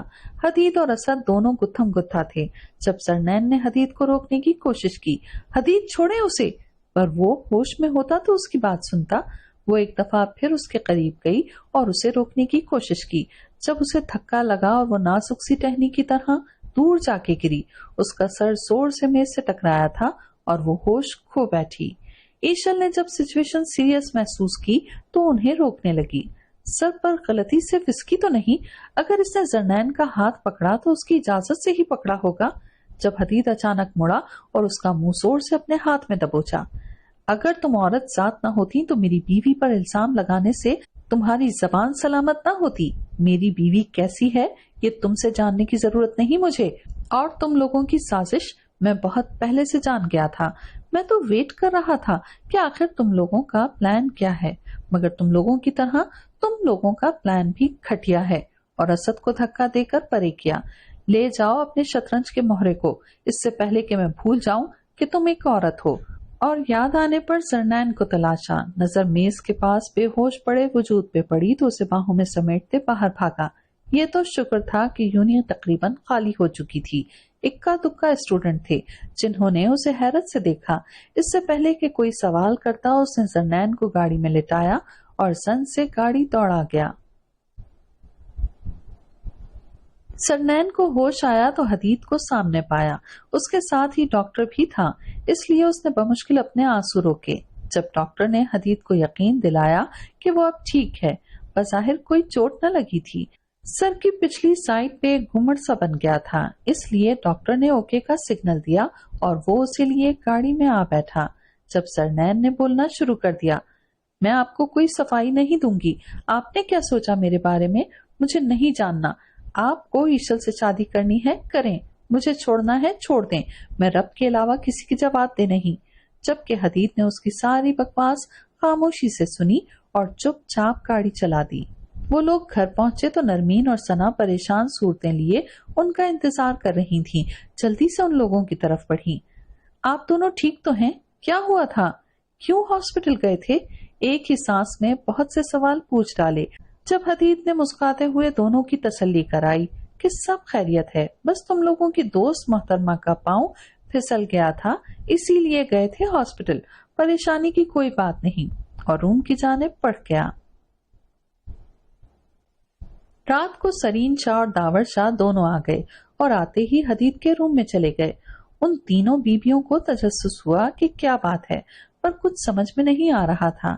جب وہ تینوں نیچے آئے، آتے ہی حدید نے زرنین کو مخاطب کیا، آنی تمہیں لینے آئی ہیں تو جاؤ آنی کے ساتھ۔ زرنین نے حیرانگی سے دیکھا، پر اپنی ماں کے ساتھ جانے کا تصور ہی خوبصورت تھا، اس لیے جلدی سے بیگ پیک کر کے لے آئی اور 8 سال بعد اپنے باپ کے گھر میں گئی۔ وہ جیسے ہی گھر میں پہنچے، داؤد نے اس کا ویلکم کیا اور اسے پیار سے گلے لگایا تو پہلی دفعہ اس کی آنکھیں اپنوں کے لیے نم ہوئیں، ورنہ تو ان لوگوں کی بے حسی کے بعد وہ ان لوگوں کا نام بھی نہ لیتی تھی۔ جب ہی کسی کے گھسیٹنے کی آواز آئی تو اس نے مڑ کے دیکھا، جہاں اس کا باپ ویل چیئر گھسیٹتا آیا تھا۔ زرنین نے دیکھتے ہی منہ موڑ لیا اور سرین شاہ کو مخاطب کیا، امو جان میں تھک گئی ہوں، میرا روم؟ تو سرین شاہ اس کے ساتھ چل پڑی۔ زخم کو بھرنے میں ٹائم لگتا ہے۔ روم میں پہنچ کے سرین شاہ واپس آ گئیں، جبکہ زرنین بیڈ پر گری اور آج کے دن کی عجیب و غریب سچویشن کے متعلق سوچنے لگی۔ اچانک حدید کا خیال آیا، کیا وہ مجھے غلط سمجھ رہا ہوگا؟ وہ کیسے سوچ سکتا ہے کہ میرا کسی کے ساتھ تعلق ہو سکتا ہے؟ اس کی آنکھیں بھیگ گئیں۔ وہ اگر ہوش میں ہوتی اس وقت تو حدید کی اپنے لیے پوزیسیونیس دیکھ کے ضرور بے ہوش ہو جاتی اور اب غلط فہمی کا شکار نہ ہوتی۔ زرنین حدید کو سوچتے سوچتے نیند کی وادی میں اتر گئی۔ وہ کب تک سوتی رہی اسے اندازہ نہیں ہوا۔ آنکھ سرین شاہ کے ممتا بھرے احساس سے ہوئی۔ سرین شاہ اس کے ماتھے پہ بوسہ دیتے اٹھ رہی تھیں جب اس نے ان کا ہاتھ پکڑ کے ہونٹوں سے لگایا اور سر ان کی گود میں دھرا تو سرین شاہ نے بھی پیار سے اس کے سر پہ ہاتھ پھیرا۔ امو جان، حدید کیسے مانے مجھے یہاں بھیجنے کے لیے؟ تو سرین شاہ نے اسے پیار سے دیکھا، بس کہا اس کو کہ انسان کے بچوں کی طرح میری بیٹی کو آنے دے، آخر اس کے بھائی کی خوشی ہے، تو مان گیا۔ سچی؟ اس نے گردن گھما کے دیکھا۔ مچی میری جان۔ سرین نے اس کی ناک دبائی۔ اب اٹھ جاؤ، مغرب ہونے والی ہے۔ وہ مغرب کی نماز پڑھ چکی تو خیال پھر سے بھٹک کے حدید کی جانب گیا۔ اس کے پاس تھی تو پرواہ نہ تھی، دور ہوئی تو اس کا ہی خیال تھا۔ وہ سر جھٹکتی ڈائننگ ہال میں آ گئی جہاں سب اس کا انتظار کر رہے تھے۔ اس کو دیکھتے ہی زین شاہ کی آنکھوں میں چمک اتری، مگر وہ تو سب کو سلام کر کے چیئر گھسیٹ کے بیٹھ گئی، ایک نظر پھولے سے بھی اس پہ نہ ڈالی، جبکہ وہ اس کو دیکھ کے اپنی آنکھوں کو سیراب کر رہا تھا۔ اسی کے بے حد اصرار پر سرین شاہ زرنین کو لے کر آئی تھی، کیونکہ وہ اسے ملنا چاہتا تھا، معافی مانگنا چاہتا تھا، کیونکہ وقت کا پہیہ جب گھومتا ہے تو فرعون کو بھی شکست ہوتی ہے، اور وہ اپنے وقت میں فرعون بن گیا تھا جس نے اپنی انا اور ضد کی جنگ میں اپنی اکلوتی بیٹی کو قربان کیا تھا اور پچھتایا نہ تھا۔ وہ شاید اب بھی نہ پچھتاتا اگر قدرت نے اسے اس کی اوقات نہ دکھائی ہوتی۔ وہ سب کھانا کھا چکے تو داؤد اور داور نے اسے کارڈز کھیلنے کی پیشکش کی، جسے اس نے مسکرا کے قبول کیا کیونکہ وہ اپنی نیند پوری کر چکی تھی۔ سرین شاہ بھی ان کے کھیل میں شامل تھی کیونکہ ان دونوں کا ہر کام سرین شاہ کے بنا ادھورا ہوتا۔ زرنین فل چیٹنگ کر رہی تھی جبکہ وہ دونوں اس کی کھلے عام چیٹنگ پر چلا رہے تھے، جبکہ سرین شاہ مسکرا کے دیکھ رہی تھی اور دعا کر رہی تھی کہ یوں ہی اس کا گھر خوشیوں سے بھرا رہے۔ امو جان، میں آپ کے ساتھ سوؤں گی، تو سرین نے اسے پیار کیا اور بولی، کیوں نہیں میری جان، اور روم کی طرف بڑھی۔ آج داؤد اور نرمین کی منگنی تھی۔ سرنین نے ڈل گولڈن کلر کی میکسی پہنی تھی اور ساتھ میں میچنگ جیولری۔ آنکھوں میں بھر بھر کاجل لگائے وہ تیار تھی۔ وہ لوگ جب آغا ہاؤس پہنچے تو امجان اور ثنا کے ساتھ بہت سی رشتہ دار لڑکیوں نے ان لوگوں کا ویلکم کیا۔ سرنین کی نظریں حدید کو ڈھونڈ رہی تھیں مگر وہ کہیں دکھ نہیں رہا تھا، تو زرنین نے اس کے روم کی جانب قدم بڑھائے تو واش روم سے پانی گرنے کی آواز آ رہی تھی۔ سرنین نے الماری میں منہ دے لیا جیسے کچھ تلاش کر رہی ہو، تو نظر جیولری باکس پر پڑی تو وہ اٹھا کے دیکھنے لگی۔ اس کی تیاری مکمل تھی، صرف پائل نہیں پہنی تھی، اسی لیے جب ان پر نظر پڑی تو وہی اٹھا کے پہننے لگی۔ جب حدید واش روم سے نکلا تو سامنے ہی زرنین کا لشکارے مارتا وجود تھا، جسے نظر انداز کرتا ڈریسنگ ٹیبل کی جانب بڑھا، جبکہ زرنین کے اندر چھن سے کچھ ٹوٹا تھا۔ وہ اس کے لیے اتنا سج دھج کے آئی تھی اور اس نے ایک نگاہ بھی نہ ڈالی تھی۔ جب وہ اہانت کے احساس سے ایک پائل پہن دوسری وہیں چھوڑ چلی گئی، اس کے باہر نکلتے ہی حدید نے گہری سانس بھری۔ وہ جیسے ہی واش روم سے باہر آیا تو اس کی نظروں نے واپس پلٹنے کا نام نہ لیا، پر اس سے پہلے کہ زرنین دیکھتی اس نے بمشکل اپنی نظروں کو قابو کیا جو اس کے خوبصورت سراپے سے لپٹ کے رہ گئی تھی۔ اس نے پہلی دفعہ اسے خوبصورت کانٹوں سے لیس دیکھا تھا، ورنہ تو لاپرواہ سہولیہ بنائے اچھل کود میں بزی رہتی۔ حدید نے اپنی تیاری کو آخری ٹچ دیا اور باہر چلا گیا۔ سرنین کا دل ہر چیز سے اچاٹ ہو گیا تھا، جس کے لیے روپ سنوارا تھا اس نے ایک نظر بھی نہ ڈالی۔ اندر ہی اندر کڑتے ہونٹوں پہ مسکراہٹ لا کے سب سے مل رہی تھی، ورنہ جی چاہ رہا تھا سب چھوڑ چھاڑ چلی جائے۔ داؤد نے خود نرمین کے ہاتھ میں انگوٹھی ڈالی جس پر سب نے مل کے ہوٹنگ کی، اور پھر تصویریں بنانے کا سیشن اسٹارٹ ہوا تو حدید کو بھی سب نے اسٹیج پہ بلایا جو کہیں نہ کہیں بزی تھا۔ حدید سرنین کے ساتھ آ کے کھڑا ہوا جب ایک پک بننے کے بعد شہریار نے کہا، کیوں بھائی، بھابھی کے ساتھ ناراضگی ہے جو اتنے دور دور؟ تو حدید اچانک سرنین کے کندھے پر ہاتھ رکھ کے قریب ہوا۔ سرنین نے سر اٹھا کے اسے دیکھا تو اسی پوز میں پک بن گئی۔ بہت سی یادگار تصویروں کے بعد سب فرینڈز میں گانوں کا مقابلہ ہوا اور رات گئے تک واپسی ہوئی۔ سرین شاہ لوگوں کو آقا جان نے رکنے کا بول دیا تو وہ بھی وہیں رک گئیں۔ سب اپنے اپنے روم میں چلے گئے تو وہ بھی اپنے روم میں آئی، جہاں حدید خواب خرگوش کے مزے لے رہا تھا تو اس نے بھی اپنا کمبل اٹھایا اور صوفے پر آ گئی۔ نیند اس کی آنکھوں سے کوسوں دور تھی اور وہ حدید کے سلوک کے بارے میں سوچ رہی تھی۔ صبح اس کی آنکھ لیٹ کھلی تھی۔ ناشتہ کر کے سرین شاہ نے جانے کے لیے اجازت مانگی جب سرنین بھی بیگ لیے آ گئی۔ امو جان، میں بھی ساتھ جاؤں گی، تو سرین شاہ نے حدید کو دیکھا۔ اس سے پہلے کہ وہ کچھ بولتا سرنین نے جلدی سے کہا، حدید سے میں نے اجازت لے لی، وہ کہہ رہے ہیں کچھ دن ٹھہر جاؤں، جبکہ حدید نے جسٹ اس بات میں سر ہلا دیا۔ سرنین کی آنکھوں میں مرچیں سی بھری، تو کیا میری اس کی نظر میں اتنی بھی اوقات نہیں کہ جھوٹے منہ ہی روک لیتا؟ وہ بھاری دل سے وہاں سے چل دی۔ وہ جیسے ہی زین مینشن میں پہنچی تو جیسے زین شاہ انہی کے انتظار میں تھا۔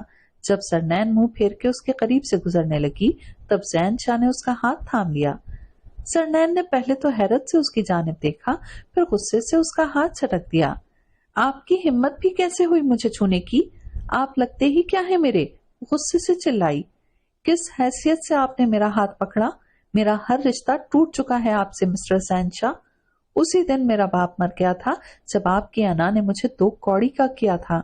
کیا حیثیت تھی میری آپ کی نظر میں؟ سمجھ لیا تھا میں نے 11 سال میں۔ آپ کی کون کون سی زیادتی بھولوں؟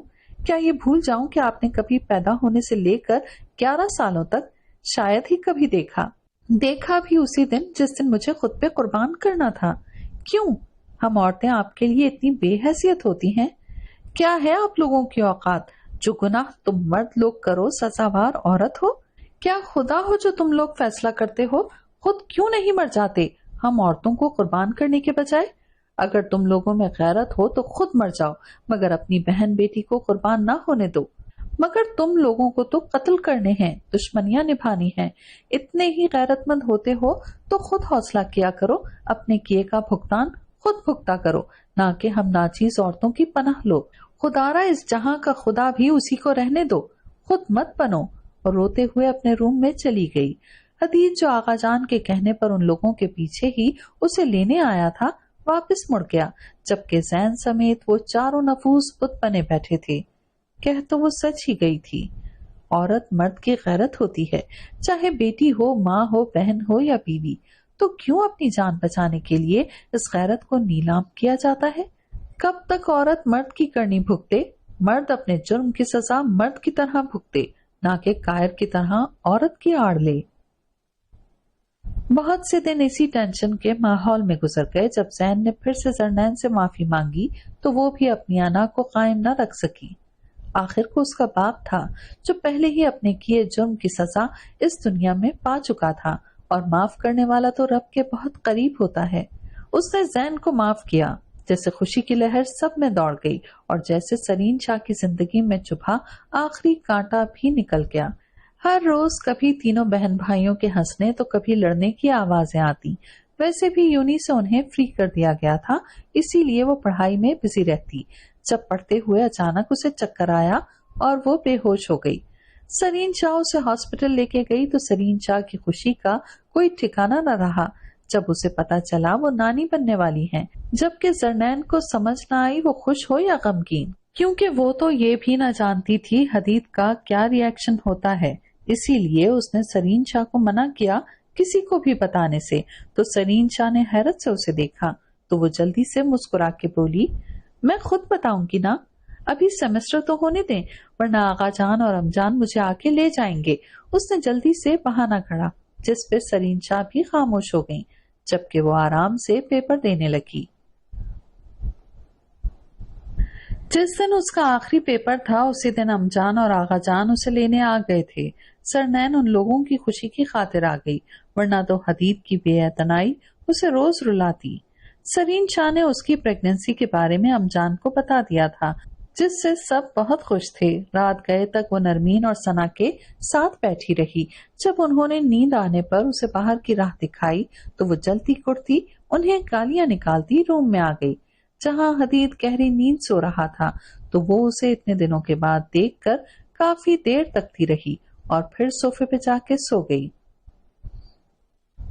صبح آنکھ کھلی تو زرنین نے خود کو صوفے سے نیچے محو استراحت فرمایا۔ رات کو کسی وقت وہ شاید نیچے گر گئی تھی۔ اس نے بال سمیٹتے بیڈ پر نظر ڈالی جو خالی تھا۔ مطلب وہ بھی مجھے نیچے گرے دیکھ چکا ہے۔ اسے شرمندگی نے گھیرا اور نماز پڑھنے اٹھ بیٹھی۔ حدید روم میں نہیں تھا، سردی بھی زوروں پر تھی۔ وہ ناشتے پر باہر آئی تو سب اس کا ویٹ کر رہے تھے، سب اس کا یوں خیال کر رہے تھے جس سے وہ کانچ کی گڑیا ایک وہی بے اعتنا تھا جس سے سب سے قریبی رشتہ تھا۔ ناشتہ کرتے زرنین کی نظریں حدید کو ڈھونڈ رہی تھیں، جو روم میں بھی نہ تھا اور اب ناشتے پر بھی۔ زرنین کا پورا دن بے کل گزرا۔ ایک تو طبیعت گری گری سی تھی، اوپر سے حدید کا اتا پتا نہ تھا۔ وہ بے چین سی یہاں وہاں چکر لگاتی رہی، پر رات کا کھانا کھا کے سب اپنے کمروں میں چلے گئے تو وہ بھی اپنے کمرے میں آ گئی اور صوفے پہ ٹیک لگا کے اس دشمن جاں کی بے حسی کے بارے میں سوچتے ہوئے کب آنکھ لگی خبر نہ ہوئی۔ حدید رات کو دیر سے گھر پہنچا۔ زمینوں کا کوئی مسئلہ تھا جس میں آج کل وہ مصروف تھا۔ روم میں آیا تو زرنین کو بیٹھے بیٹھے سویا پایا تو اس کی بے آرامی کا سوچ کر اسے باہوں میں اٹھایا اور بیڈ پر لٹانے لگا۔ جب زرنین کی آنکھ کھل گئی اور خود پہ جھکے حدید کو پرے دھکا دیا۔ اسے نہیں پتا تھا وہ کیا کر رہی ہے، کیونکہ سوتے میں وہ ہڑبڑا گئی اور ڈر کے اسے پرے دھکیل دیا۔ جب حدید نے اسے بازو سے پکڑ کر کھینچا، مسئلہ کیا ہے تمہارا؟ تم کون سا دنیا کی انوکھی بیوی ہو جسے شوہر نے چھو لیا تو گناہ ہو جائے گا؟ جب زرنین نے بھی دو بدو جواب دیا، محبت سے مانگیں گے تو سب کچھ نچھاور کر دوں گی، پر میں کوئی پپٹ نہیں جسے جب چاہا جہاں چاہا موڑ لیا۔ جیتی جاگتی انسان ہوں، کوئی آپ کا دل بہلانے والی گڑیا نہیں جسے آپ اپنی ضرورت کے تحت استعمال کریں۔